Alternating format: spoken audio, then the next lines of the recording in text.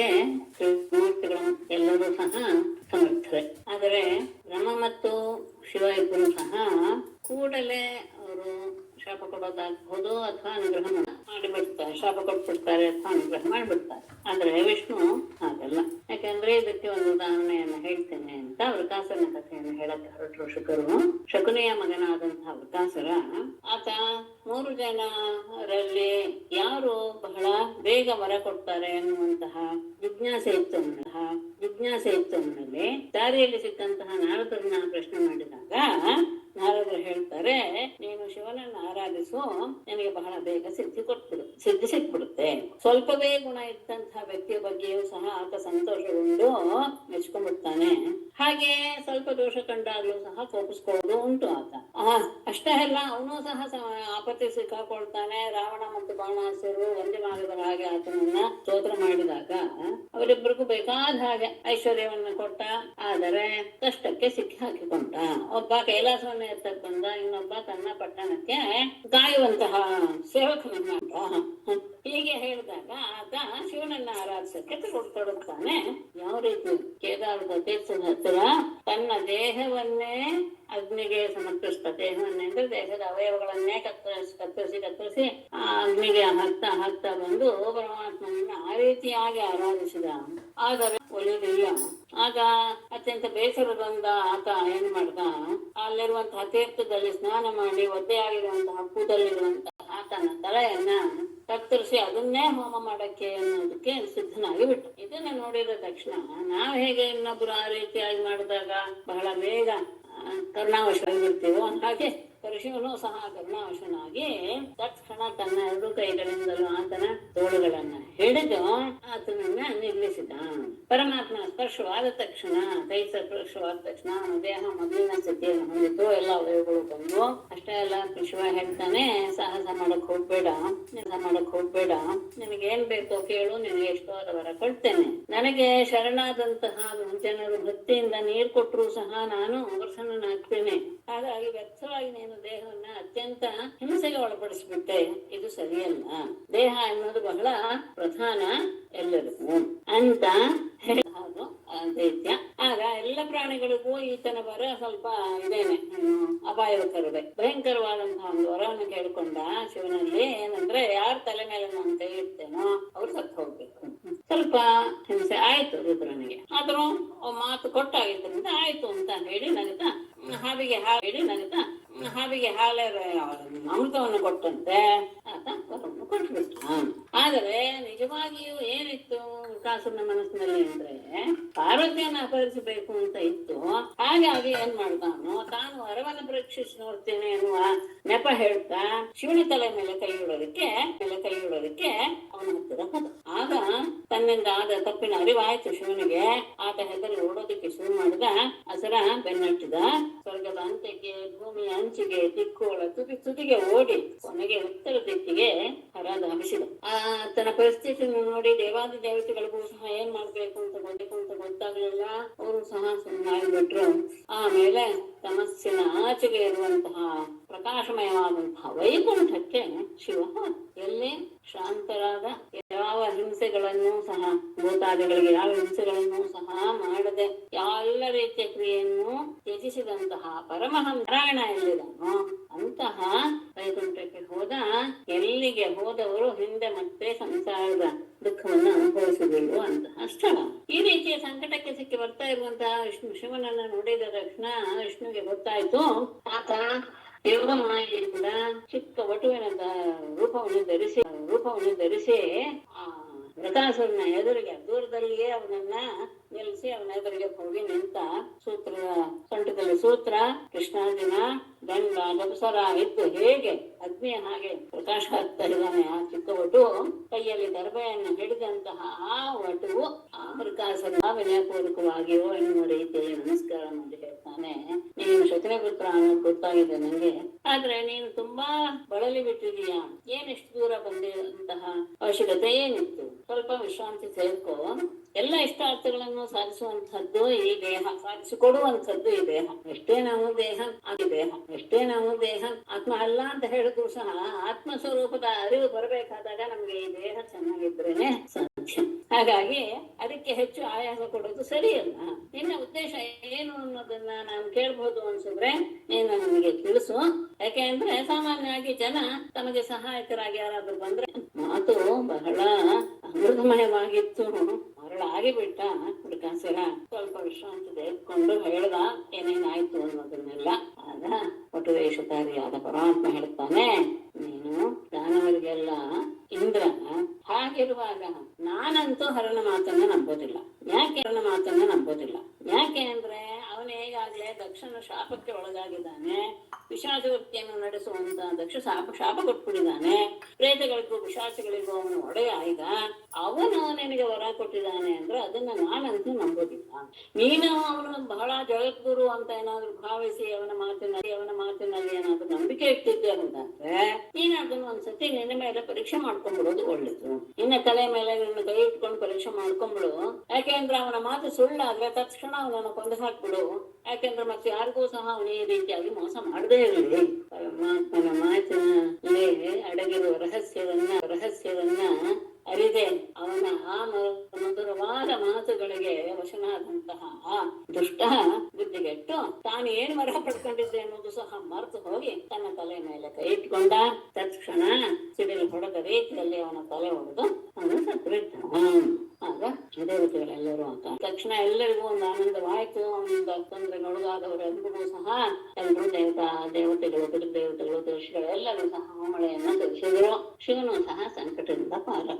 ಅಷ್ಟೇ ಅಲ್ಲ, ಪುರುಷೋತ್ತಮನಾದ ನಾರಾಯಣ ಶಿವನನ್ನು ಕುರಿತು ಹೇಳ್ತಾನೆ, ಮಹಾದೇವ ಆ ಪಾಪಿ ತನ್ನ ಪಾಪದಿಂದಲೇ ಅವನು ನಾಶನಾದನೆ ಹೊತ್ತು ಅದಕ್ಕೆ ಇನ್ನೇನು ಕಾರಣ ಇಲ್ಲ. ಅಷ್ಟೇ ಅಲ್ಲ, ಯಾಕೆ ಅಂದ್ರೆ ಮಹಾತ್ಮರಿಗೆ ಅಪಚಾರ ಮಾಡತಕ್ಕವನು ಯಾವತ್ತಾದ್ರೂ ಕ್ಷೇಮದಿಂದ ಇರೋದಕ್ಕೆ ಸಾಧ್ಯವೇ ಲೋಕದಲ್ಲಿ. ಅದರಲ್ಲಿಯೂ ನೀನು ವಿಶ್ವಕ್ಕೆ ಒಡೆಯ ಜಗದ್ಗುರು ಆದಂತಹ ನಿನ್ನ ವಿಷಯದಲ್ಲಿ ಅವನು ಹೀಗೆ ನಡೆದುಕೊಂಡ ಅಂದ್ರೆ ಅಂಥವನ ಪಾಡು ಇನ್ನೇನಾಗೋದಕ್ಕೆ ಸಾಧ್ಯ ಅಂತ ಶಿವನಿಗೂ ಸಮಾಧಾನ ಮಾಡಿದ. ಹೀಗೆ ಮಾತು ಮತ್ತು ಮನಸ್ಸುಗಳಿಗೆ ಅಗೋಚರವಾದ ದಿವ್ಯ ಶಕ್ತಿಗಳ ಸಮುದ್ರವಂತ ಆಗಿರುವಂತಹ ಸಾಕ್ಷಾತ್ ಪರಬ್ರಹ್ಮ ವಸ್ತುವಾದ ನಾರಾಯಣ ಶಿವನಿಗೆ ಒದಗಿದಂತಹ ವಿಪತ್ತಿನಿಂದ ಅವನನ್ನು ಪಾರು ಮಾಡಿದಂತಹವನ್ನ ಯಾರು ಕೇಳ್ತಾರೋ ಅವರೆಲ್ಲರೂ ಸಂಸಾರದ ಕಷ್ಟದಿಂದ ವೈರಿಗಳಿಂದ ಬಿಡುಗಡೆ ಹರಿವು ಮೇಡಮ್. ಇವನು ಈ ಶಕುನಿ ಮಗ, ಮಹಾಭಾರತದಲ್ಲಿ ಬರೋ ಶಕುನಿ ಮಗ ಮೊದಲನೇ ದಿವಸನೇ ಹೇಳಿದೆ ಅಲ್ಲ ಅಂತ. ಶಕುನಿ ಅನ್ನುವಂತ ಒಬ್ಬ ರಾಕ್ಷಸನ ಹೆಸರು ಇರ್ಲಿ. ಆ ಶಕುನಿ ಅಲ್ಲ. ತ್ರಿಮೂರ್ತಿಗಳಲ್ಲಿ ಯಾರು ಶ್ರೇಷ್ಠ ಎನ್ನುವ ವಿಷಯ ಚರ್ಚೆ ಸರಸ್ವತಿ ತೀರದಲ್ಲಿ ಋಷಿಗಳು ಒಂದು ದೊಡ್ಡ ಯಾಗ ನಡೆಸ್ತಾ ಇರುವ ಸಂದರ್ಭದಲ್ಲಿ ಅವರಲ್ಲಿ ಈ ಒಂದು ಸಂದೇಹ ಹುಟ್ಟಿತು ಅನ್ನೋದಕ್ಕಿಂತ ಎಲ್ಲರಿಗೂ ಆ ವಿಷಯ ತಿಳಿಬೇಕು ಅನ್ನೋದು ಅವರ ಉದ್ದೇಶ. ಅವರಿಗೆ ತಾವೇ ತಿಳ್ಕೊಳಕ್ಕೆ ಅವ್ರಿಗೆ ಸಾಮರ್ಥ್ಯ ಇದೆ. ಇದು ಲೋಕಕ್ಕೆ ಗೊತ್ತಾಗ್ಲಿ ಈ ವಿಷಯ ಎನ್ನುವಂತಹ ಭಾವ. ಹಾಗಾಗಿ ಆ ವಿಷಯವನ್ನ ತಿಳ್ಕೊಂಡ್ ಬಾ ಅಂತ ಬ್ರಹ್ಮನ ಮಗನಾದ ಭೃಗುಮನಿಗೆ ಆದೇಶ ಕೊಟ್ರು. ಅವರು ಬ್ರಹ್ಮನ ಸಭೆಗೆ ಹೋದಾಗ ಬ್ರಹ್ಮನ ಸತ್ವಗುಣವನ್ನು ಪರೀಕ್ಷೆ ಮಾಡೋದಕ್ಕೋಸ್ಕರ ಭೃಗು ಆತನಿಗೆ ನಮಸ್ಕಾರ ಸ್ತೋತ್ರ ಏನೋ ಮಾಡ್ಲಿಲ್ಲ. ಬ್ರಹ್ಮನಿಗೆ ಬಹಳ ಕೋಪ ಬಂದ್ಬಿಡ್ತು. ಆದ್ರೆ ತನ್ನಲ್ಲಿ ಹುಟ್ಟಿದ ಕೋಪವನ್ನ ಭೃಗು ತನ್ನ ಮಗನೇ ಆದ್ದರಿಂದ ಅವನಿಗೆ ಶಾಪ ಕೊಡೋದು ಸರಿಯಲ್ಲ ಅಂತ ತನ್ನಲ್ಲಿ ತಾನೇ ನಂಬಿಕೊಂಡ. ಯಾಕೆ ಅಂದ್ರೆ ಬೆಂಕಿ ತನ್ನಿಂದ ಹುಟ್ಟಿದ ನೀರಿನಿಂದ ತಾನೇ ತಣ್ಣಗಾಗುವ ಹಾಗೆ ಮಗನಿಂದ ಅವನು ತಣ್ಣಗಾದ. ಭೃಗು ಮಹರ್ಷಿ ಕೈಲಾಸಕ್ಕೆ ಹೋದ್ರು. ಅಲ್ಲೇ ಮಹೇಶ್ವರ ಭೃಗುವನ್ನು ನೋಡಿದ ತಕ್ಷಣ ಬಹಳ ಆನಂದದಿಂದ ಆತನನ್ನ ಆನಂದಿಸ್ಕೊಳ್ಬೇಕು ಅಂತ ಪೀಠದಿಂದ ಎದ್ದು ಬಂದಾಗ ಸಹೋದರ ಅಂತ ಜ್ಯೇಷ್ಠ ಬಂದಾಗ ನೀನು ಉನ್ಮಾರ್ಗದಲ್ಲಿ ನಡೆಯುವವನು ಅಂತ ಹೇಳಿ ಅವನ ಆಲಿಂಗನವನ್ನು ಒಪ್ಕೊಳ್ಳಿಲ್ಲ. ಬಹಳ ಕೋಪ ಬಂದ್ಬಿಡ್ತು ಈಶ್ವರನಿಗೆ. ಶೂಲದಿಂದ ತೀಯೋದಕ್ಕೆ ಹೊರಟ. ಆಗ ತಕ್ಷಣ ಪಾರ್ವತಿ ದೇವಿ ಬಂದು ಪತಿಯ ಪಾದಗಳ ಮೇಲೆ ಬಿದ್ದು ದೊಡ್ಡವಾದ ಮಾತುಗಳಿಂದ ಅವನನ್ನ ಸಂತೈಸಿದ್ರು.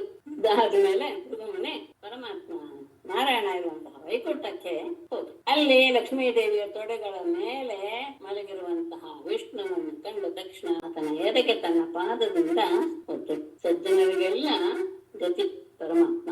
ಆತ ಲಕ್ಷ್ಮಿಯರ ಜೊತೆಗೆ ಮೇಲೆತ್ತು ಮಂಚದಿಂದ ಎಳೆದು ತಲೆಯನ್ನು ಬಗ್ಗಿಸಿನವರಿಗೆ ನಮಸ್ಕಾರ ಮಾಡಿ, ಮಹರ್ಷಿಗಳೇ ನಿಮಗೆ ಸ್ವಾಗತ.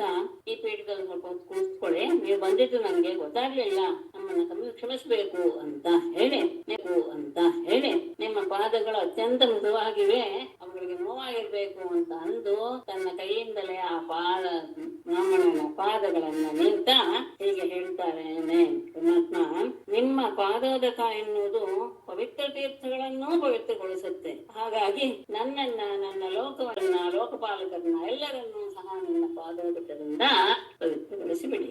ಇಂದು ನಾನು ಲಕ್ಷ್ಮಿಯ ಜೊತೆಗೆ ಏಕಾಂತದಲ್ಲಿದ್ದೆ, ನೀವು ಬಂದಿದ್ದು ಗೊತ್ತಾಗ್ಲಿಲ್ಲ. ಆದ್ರೆ ನಿಮ್ಮ ಪಾದದ ಒಡೆತ ಎನ್ನುವುದು ನನ್ನ ಪಾಪವನ್ನ ಪೂರ್ತಿಯಾಗಿ ಕ್ಷಯಿಸಿಬಿಡ್ತು.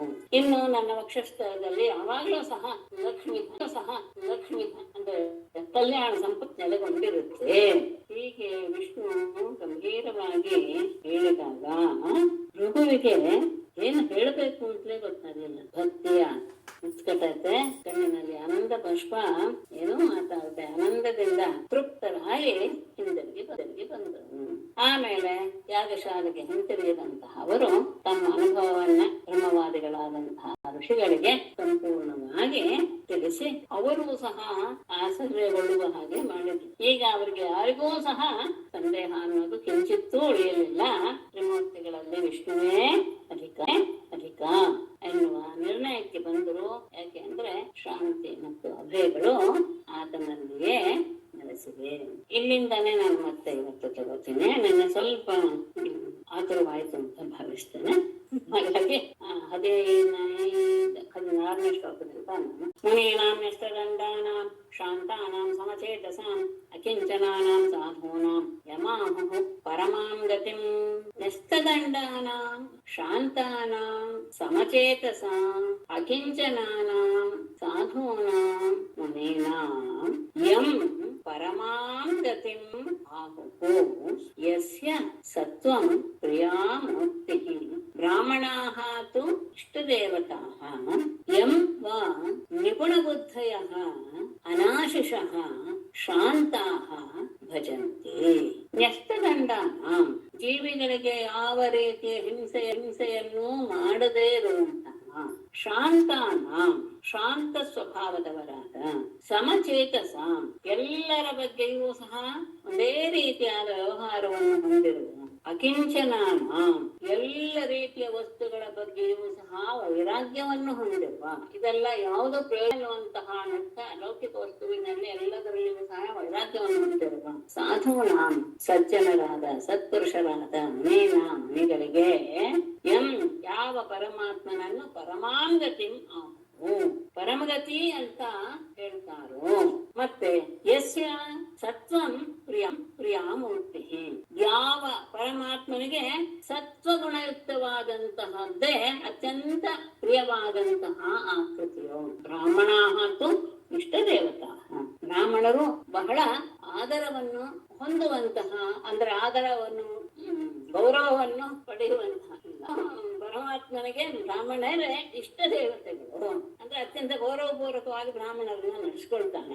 ಮತ್ತೆ ಎಂ ಯಾವ ಪರಮಾತ್ಮನನ್ನು ನಿಪುಣ ಬುದ್ಧಯ ಅತ್ಯಂತ ತೀಕ್ಷ್ಣವಾದ ಬುದ್ಧಿಯುಳ್ಳಂತಹ ಬುದ್ಧಿವಂತರು ಅನಾಶಿಷಃ ಯಾವ ರೀತಿಯ ಬಯಕೆಯನ್ನು ಹೊಂದದೆ ಶಾಂತ ಸ್ವಭಾವದವರಾಗಿ ಭಜಂತೆ ಅವನನ್ನ ಆರಾಧಿಸ್ತಾರ. ಶಾಂತರಾದವರು, ಸಮಚಿತ್ತರು, ಎಲ್ಲದರ ಬಗ್ಗೆ ವೈರಾಗ್ಯ ಬಂದಿರುವಂತಹವರು ಅಂತಹ ಮತ್ತೆ ಎಲ್ಲರಲ್ಲಿಯೂ ಒಂದೇ ರೀತಿಯ ವ್ಯವಹಾರವನ್ನು ಹೊಂದಿರುವಂತಹ ಸಜ್ಜನರಾದಂತಹ ಮುನಿಗಳಿಗೆ ಯಾರನ್ನ ಪರಮಗತಿ ಅಂತ ಹೇಳ್ತೀವೋ ಅಂತಹ ಪರಮಾತ್ಮ ಆತನಿಗೆ ಸತ್ವ ಎನ್ನುವುದು ಸತ್ವಗುಣವುಳ್ಳಂತಹ ಆಕಾರ ಬಹಳ ಪ್ರಿಯವಾದದ್ದು. ಬ್ರಾಹ್ಮಣರ ಬಗ್ಗೆ ಅತ್ಯಂತ ಗೌರವವನ್ನು ಹೊಂದಿರುವಂತಹ ಹಾಗಾಗಿ ಬುದ್ಧಿವಂತರಾದವರು ಯಾವ ಆಸಕ್ತಿ ಇಲ್ಲದೆ ಅಂದ್ರೆ ಲೌಕಿಕ ವಿಷಯವಾದ ಯಾವ ಬಯಕೆಯೂ ಇಲ್ಲದೆ ಶಾಂತ ಚಿತ್ತರಾಗಿ ಅವನನ್ನ ಆರಾಧಿಸ್ತಾರೆ. ಎಲ್ಲ ಆತರೂ ಸಹ ಆತ ತ್ರಿವಿಧ ಆಕೃತಯಸ್ತಸ್ಯ ರಾಕ್ಷಸ ಅಸುರಾಸುರಾಃ ಗುಣಿನ್ಯಾ ಮಾಯಯಾ ಸೃಷ್ಟಾಃ ಸತ್ವಂ ತತ್ತೀರ್ಥ ಸಾಧನಂ. ತಸ್ಯ ತ್ರಿವಿಧಾ ಕೃತಯಃ ರಾಕ್ಷಸಾ ಅಸುರಾಃ ಸುರಾಃ ಗುಣಿನ್ಯಾ ಮಾಯಯಾ ಸೃಷ್ಟಾಃ ಸತ್ವಂ ತತ್ತೀರ್ಥ ಸಾಧನಂ. ತ್ರಿವಿಧಾಕೃತಯಃ ಮೂರು ವಿಧವಾದ ಆಕಾರಗಳು. ತಸ್ಯ ಪರಮಾತ್ಮನಿಗೆ ಮೂರು ವಿಧವಾದ ಆಕೃತಿಗಳು. ಎಲ್ಲರೂ ಪರಮಾತ್ಮನ ಆಕಾರವೇ. ಯಾರು? ರಾಕ್ಷಸಾಃ ಅಸುರಾಃ ಸುರ.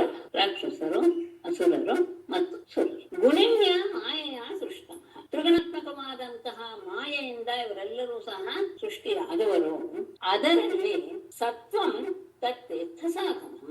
ಆ ಸತ್ವಯುಕ್ತವಾದಂತಹ ಮೂರ್ತಿ ಇದೆಯಲ್ಲ, ಅದು ಪುರುಷಾರ್ಥಕ್ಕೆ ಸಾಧನವಾದ. ಎಲ್ಲವೂ ಸಹ ಪರಮಾತ್ಮನ ಮೂಲ ಮಾಯೆಯಿಂದ ಉಂಟಾದ ತ್ರಿಗುಣಾತ್ಮಕವಾದಂತಹ ಆಕೃತಿಗಳೇ, ಅದೆಲ್ಲವೂ ಸಹ ಪರಮಾತ್ಮನ ಆಕಾರವೇ. ಆದರೆ ಸತ್ವಯುಕ್ತವಾದಂತಹ ಮೂರ್ತಿ ಇದೆಯಲ್ಲ, ಅದು ಪುರುಷಾರ್ಥಕ್ಕೆ ಸಾಧನವಾದವು ಅಂತ ಅವರು ಹೇಳಿದ್ದರು, ಅವರು ಅಂದುಕೊಂಡ್ರು ಎನ್ನುವುದು ವಿಷಯ. ಹಾಗಾಗಿ ಮತ್ತೆ ಶ್ರೀಶುಕ ವಾಚ ಅಂತ ಇಲ್ಲಿ ತಗೊಂಡಿದ್ದಾರೆ. ಶ್ರೀಶುಕ ವಾಚ ಏವಂ ಸ್ವತಾಭಿಪ್ರಾಹ ನೃಣಾಂ ಸಂಶಯನುತ್ತಯೇ ಪುರುಷಸ್ಯ ಪದಾಂಭೋಜ ಸೇವೆಯಾ ತದ್ಗತಿಂ ಗತಾಃ.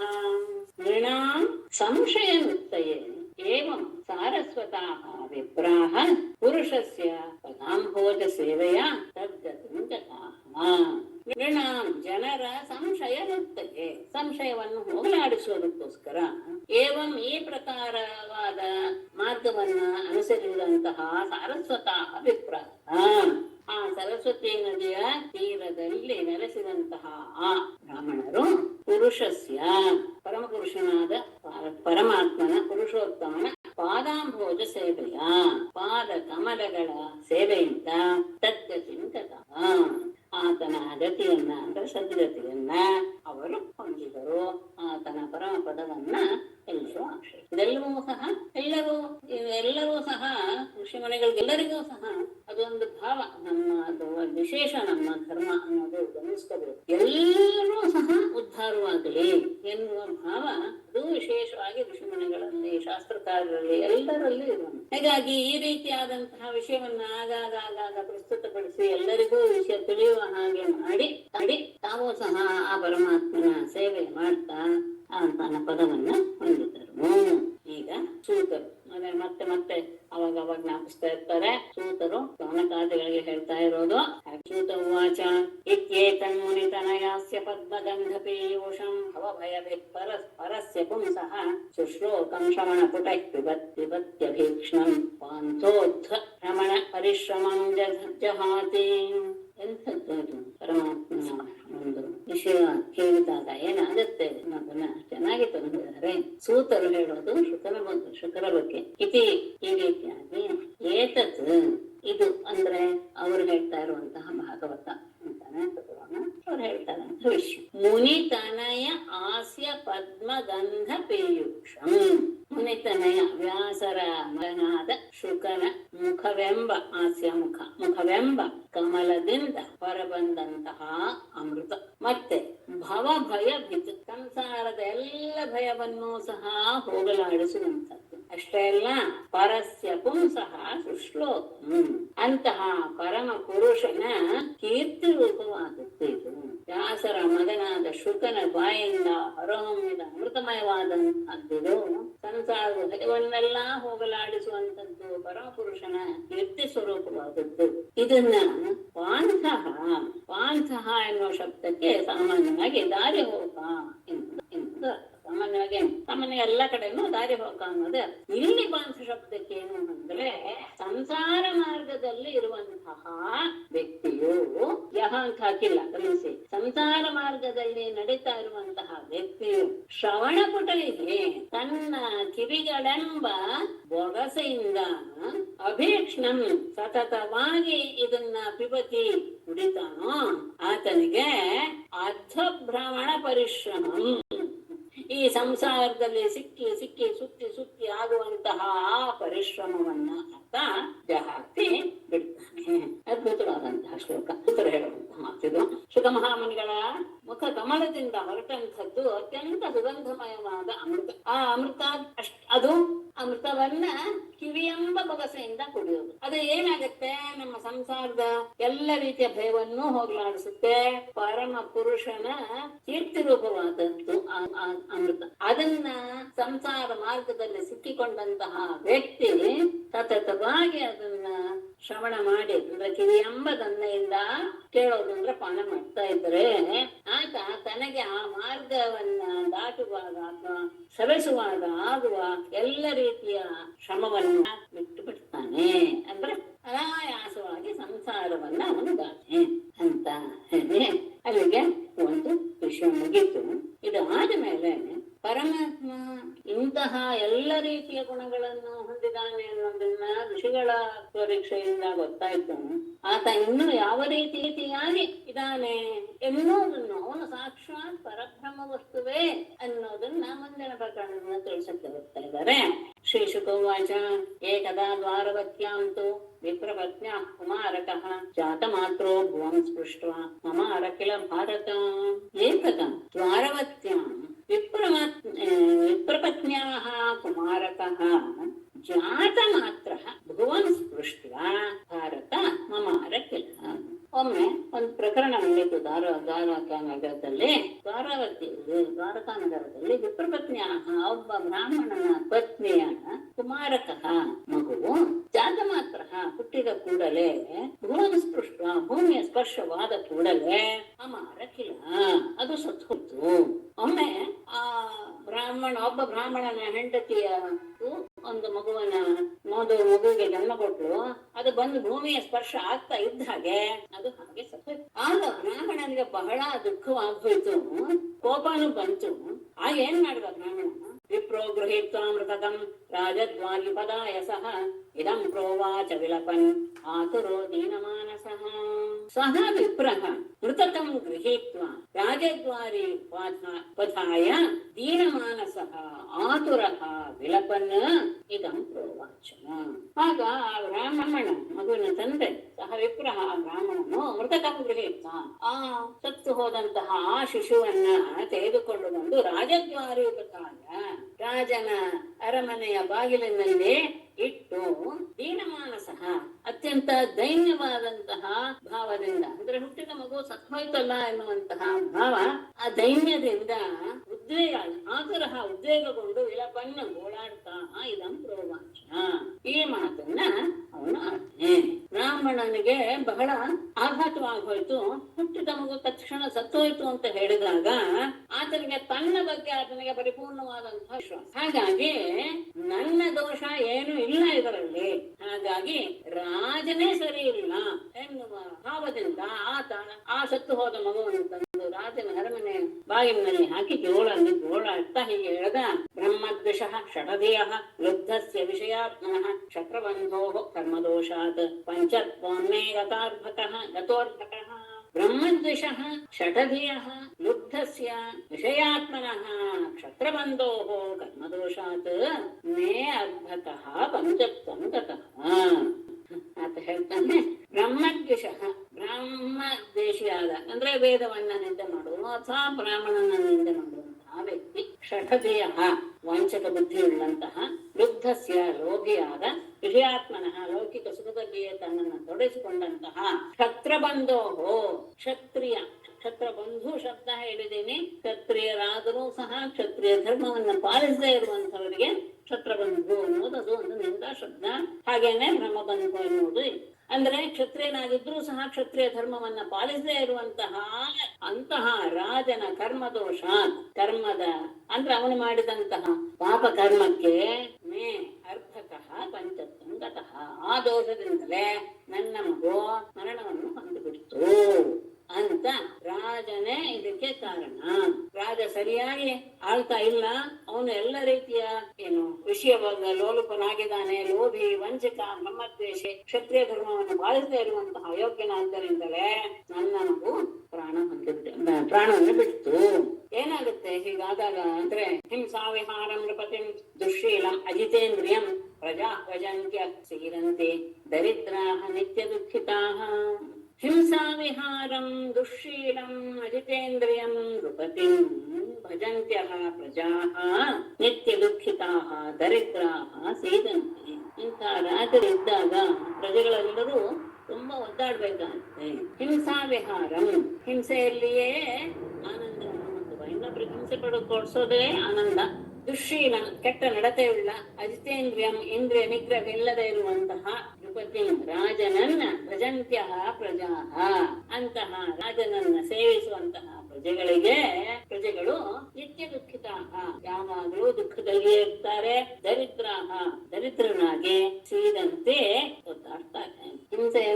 ಹಿಂಸೆ ಕೊಡೋದೇ ಒಂದು ಆಟ ಅಂತ ತಿಳಿದುಕೊಂಡಂತಹ ಕೆಟ್ಟ ನಡತೆಯುಳ್ಳ ನಿಗ್ರಹವಿಲ್ಲದೆ ಇರುವಂತಹ ರಾಜನನ್ನ ಆಶ್ರಯಿಸಿರುವಂತಹ ಪ್ರಜೆಗಳು ಏನಾಗ್ತಾರೆ ಅಂದ್ರೆ ಯಾವಾಗ್ಲೂ ದುಃಖದಲ್ಲಿಯೇ ಇದ್ದು ಬಡತನವನ್ನ ಹೊಂದಿ ಅವರು ಒದ್ದಾಡ್ತಾರೆ ಅಂತ ಹೇಳಿ ಹೋದ್ರು. ಹಾಗೇನೆ ಎರಡನೇ ಮಗುನು ಹಾಗೆ ಏವಂ ದ್ವಿತೀಯಂ ವಿಪ್ರಷಿಃ ತೃತೀಯಂ ತು ಏವಮೇವ ಚ ವಿಸೃಜ್ಯ ಸಹ ಗೃಹದ್ವಾರೆ ತಾಂ ಗಾಥಾಂ ಸಮಗಾಯತ.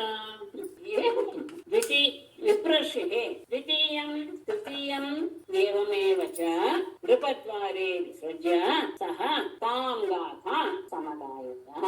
ಏವಂ ಈ ರೀತಿಯಾಗಿ ವಿಪ್ರಷಿಃ ರಾಮನ ಶ್ರೇಷ್ಠನು ದ್ವಿತೀಯಂ ತೃತೀಯಂತು ಏವಮೇವ ಚ ಎರಡನೇ ಮಗುನು ಹಾಗೆ ಆಗೋಯ್ತು, ಮೂರನೇ ಮಗುನು ಹಾಗೆ ಆಗೋಯ್ತು, ಹೀಗೆ ಆಗಿರ್ತಾ ಇದೆ. ಅದನ್ನ ತಂದು ನೃಪದ್ವಾರ ವಿಸೃಜ್ಯ ಅದನ್ನು ತಂದು ಅರಮನೆ ಹಾಕಿ ಸಹ ಸಮಗಾತ ಯಾವಾಗ್ಲೂ ಅವನ್ನೇ ಹೇಳ್ತಾ ಇರ್ತಿದ್ದ. ಏನು ಬ್ರಹ್ಮದ್ವೇಷಿ ಶತದಿಯ ಏನು 2 ಶ್ಲೋಕವನ್ನ ಹೇಳಿ ಅವನು ಅಲ್ಲೇ ಆ ಮಗುವನ್ನ ಶವವನ್ನ ಹಾಕ್ಬಿಟ್ಟು ಅವನಲ್ಲೇ ಆ ಮಾತನ್ನ ಹೇಳ್ಬಿಟ್ಟು ಹೋಗ್ತಿದ್ದ. ಹೀಗೆ 8 ಮಕ್ಕಳು ತತ್ತು ಹೋಗಿದ್ರು. ಆ ಸಂದರ್ಭದಲ್ಲಿ 9ನೇ ಮಗು ಹುಟ್ಟುವಂತಹ ಸಂದರ್ಭದಲ್ಲಿ ಅರ್ಜುನ ಬಂದಿದ್ದ ಕೃಷ್ಣನ ಹತ್ತಿರ. ತಾಮರ್ಜುನ ಉಪಶ್ರುತ್ಯ ಕರ್ಹಿಚಿತ್ ಕೇಶವಾಂತಿಕೆ ಪರೇತೆ ನವಮೇ ಬಾಲೆ ಬ್ರಾಹ್ಮಣಂ ಸಮಭಾಷತ. ಕರ್ಹಿಚಿತ್ ಕೇಶವಾಂತಿಕೆ ಅರ್ಜುನ ತಾಂ ಉಪಶ್ರುತ್ಯ ನವಮೇ ಬಾಲೆ ಪರೇತೆ ಬ್ರಾಹ್ಮಣಂ ಸಮಭಾಷತ. ದೇಶದಲ್ಲಿ ಮಗು ಸತ್ತ ಹೋಗ್ತಿತ್ತು. ಹುಟ್ಟಿದ ತಕ್ಷಣ ಭೂಮಿ ಸ್ಪರ್ಶ ಆಗ್ತಾ ಇದ್ದಾಳೆ, ಸತ್ತ ಹೋಗ್ತಿತ್ತು. ತಂದು ಅರಮನೆ ಬಾಗಿಲನ್ನು ಹಾಕಿ ಅವನಿದೇ ಹಾಡನ್ನ ಹಾಡಿ ಹೋಗ್ತಿದ್ದ.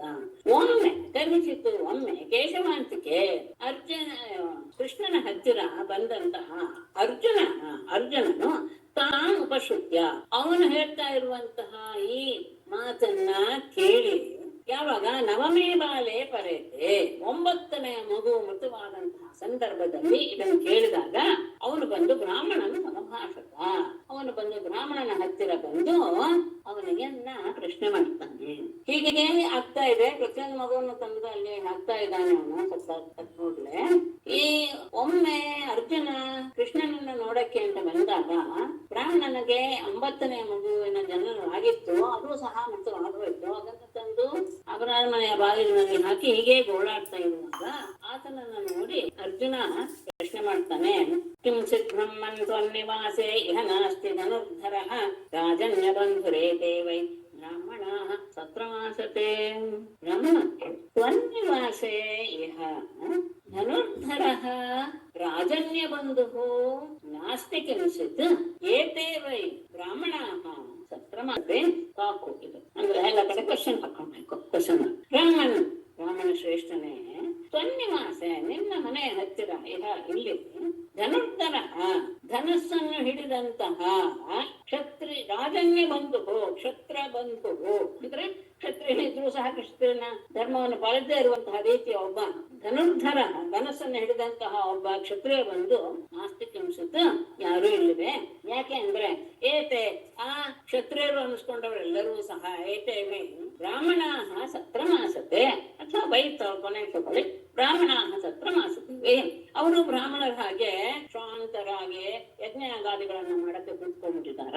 ನಿನ್ನ ಮನೆ ಸತ್ತಿರ ಅಲ್ಲೂ ಸಹ ಕ್ಷತ್ರಿಯರು ಇಲ್ವೇ ಇಲ್ವಪ್ಪ. ಧನುಸ್ಸನ್ನು ಹಿಡಿದಂತವರು ನಿನ್ನ ಮಗು ಸಾಯ್ತಾ ಇದೆ ಅಂದ್ರೆ ಅದನ್ನು ಭರಿಸುವಂತಹ ಯೋಗ್ಯತೆ ಇರುವಂತಹ ಯಾವ ಕ್ಷತ್ರಿಯನೂ ಇಲ್ವಾ? ಇಲ್ಲ, ಅವರು ಸಹ ಬ್ರಾಹ್ಮಣರ ಹಾಗೆ ಶಾಂತ ಸ್ವಭಾವದವರಾಗಿ ಯಜ್ಞಾಗಾದಿಗಳನ್ನು ಮಾಡಕ್ ಕೂತ್ಕೊಂಡ್ಬಿಟ್ಟಿದಾರ. ಯಾಕೆ ಅಂದ್ರೆ ಅಂತಹ ರಾಜ್ಯ ವ್ಯರ್ಥವಾದದ್ದು. ಧನದಾರಾತ್ಮಜಾ ಪೃಕ್ತಾಃ ಯತ್ರ ಶೋಚಂತಿ ಬ್ರಾಹ್ಮಣಾಃ ತೇ ವೈ ರಾಜನ್ಯವೇಷೇಣ ನಟಾಃ ಜೀವಂತಿ ಅಸುಂಹರಾಃ. ಯತ್ರ ಧನಧಾರಾತ್ಮಜಾ ಪೃಕ್ತಾಃ ಬ್ರಾಹ್ಮಣಾಃ ಶೋಚಂತಿ ತೇ ವೈ ರಾಜನ್ಯವೇಷೇಣ ನಟಾಃ ಅಸುಂಹರಾಃ ಜೀವಂತಿ. ಯತ್ರ ಯಾವ ರಾಜ್ಯದಲ್ಲಿ ಧನಧಾರ ಆತ್ಮಜಾ ಪೃಕ್ತಾಃ ತಮ್ಮ ಹಣ ಹೆಂಡತಿ ಮಕ್ಕಳನ್ನೆಲ್ಲ ಕಳೆದುಕೊಂಡು ಬ್ರಾಹ್ಮಣ ಶೋಚಂತೆ ಬ್ರಾಹ್ಮಣರು ದುಃಖವನ್ನು ಪಡುವಂತಹ ವ್ಯವಸ್ಥೆ ಬಂದಿದೆ ಅಂದ್ರೆ ತೇವೈ ಅಂತಹ ಕ್ಷತ್ರಿಯರು ರಾಜನ್ಯ ವೇಷೇಣ ಕ್ಷತ್ರಿಯ ವೇಷವನ್ನು ಧರಿಸಿದ ನಟರ ಹಾಗೆ ಇದ್ದಾರೆ. ಅಷ್ಟೇ ಅಲ್ಲ ಅಸುಂಭರಾಹ ಜೀವಂತೆ ತಮ್ಮ ಹೊಟ್ಟೆ ಪಾಡನ್ನ ನೋಡ್ಕೊಂಡು ಬದುಕಿದ್ದಾರೆ ಅಷ್ಟೇ. ಯಾವ ರಾಜ್ಯದಲ್ಲಿ ಬ್ರಾಹ್ಮಣರು ತಮ್ಮ ಧನ ಹೆಂಡತಿ ಹೆಂಡತಿ ಮಕ್ಕಳನ್ನ ಕಳೆದುಕೊಂಡು ದುಃಖ ಪಡ್ತಾ ಇದ್ದಾರೋ ಅಂತಹ ರಾಜ್ಯದಲ್ಲಿರುವಂತಹ ಕ್ಷತ್ರಿಯರು ಎಲ್ಲರೂ ಸಹ ನಟರ ಹಾಗೆ ಕ್ಷತ್ರಿಯ ವೇಷವನ್ನು ಧರಿಸಿದವರೇ ಹೊತ್ತು ಯಾವ ಪ್ರಯೋಜನವೂ ಇಲ್ಲ ಅವರಿಂದ. ಅಷ್ಟೇ ಅಲ್ಲ, ಅವರು ತಮ್ಮ ಹೊಟ್ಟೆ ಹೊರ್ಕೊಳ್ಳೋದ್ರಲ್ಲೇ ನಿರತರಾಗಿರ್ತಾರೆ ಅಂತ ಹೇಳಿ ನಾನು ನಿನಗೆ ರಕ್ಷಣೆ ಕೊಡ್ತೇನೆ. ಅಹಂ ಪ್ರಜಾಂ ವಾಂ ಭಗವನ್ ರಕ್ಷಿಷ್ಯೇ ದೀನಯೋರಿಹ ಅನಿಸ್ತೇನ ಪ್ರತಿಜ್ಞೋಜ್ಞಿಂ ಪ್ರವೇಕ್ಷ್ಯೆ ಹತಕಲ್ಮಷಃ. ಪ್ರತಿಜ್ಞೆ ಮಾಡೋದಲ್ಲದೆ ಅರ್ಜುನ ವರ್ಣ ಮೇಲ್ದೆ ಭಗವನ್ ಅಹಂ ದೀನಯೋಃ ಇಹ ವಾಂ ಪ್ರಜಾಂ ಇಹ ದೀನಯೋಃ ವಾಂ ತಗೊಳ್ಳೆ, ಅಥವಾ ದೀನಯೋಃ ವಾಂ ಪ್ರಜಾಂ ಇಹ ರಕ್ಷಿಷ್ಯೆ. ಇಹ ಎರಡು ಮಧ್ಯದಲ್ಲಿ ಬರೋದು ಬೇಡ. ಹತಕಲ್ಮಷಃ ಅನಿಸ್ತೀರ್ಣ ಪ್ರತಿಜ್ಞಃ ಅಗ್ನಿಂ ಪ್ರವೇಕ್ಷ್ಯೆ. ಅಲ್ಲ, ಕಲ್ಮಷಃ ಒಂದು ನಿಮಿಷ, ಸರಿ. ಹತಕಲ್ಮಷಃ ಅನಿಸ್ತೀರ್ಣ ಪ್ರತಿಜ್ಞಃ ಅನಿಸ್ತೀರ್ಣ ಪ್ರತಿಜ್ಞಃ ಹತಕಲ್ಮಷಃ ಅಗ್ನಿಂ ಪ್ರವೇಕ್ಷ್ಯ. ಭಗವಾನ್ ಪೂಜ್ಯರೇ, ಅಹಂ ನಾನು ದೀನಯೋಃ ವಾಂ ಅತ್ಯಂತ ದೈನ್ಯಾವಸ್ಥೆಯನ್ನು ಹೊಂದಿರುವಂತಹ ನಿಮ್ಮಿಬ್ಬರ ಪ್ರಜಾಂ ಸಂತತಿಯನ್ನ ಇಹ ಇಲ್ಲೇ ರಕ್ಷಿಷ್ಯೆ ನಾನು ರಕ್ಷಣೆ ಮಾಡ್ತೇನೆ.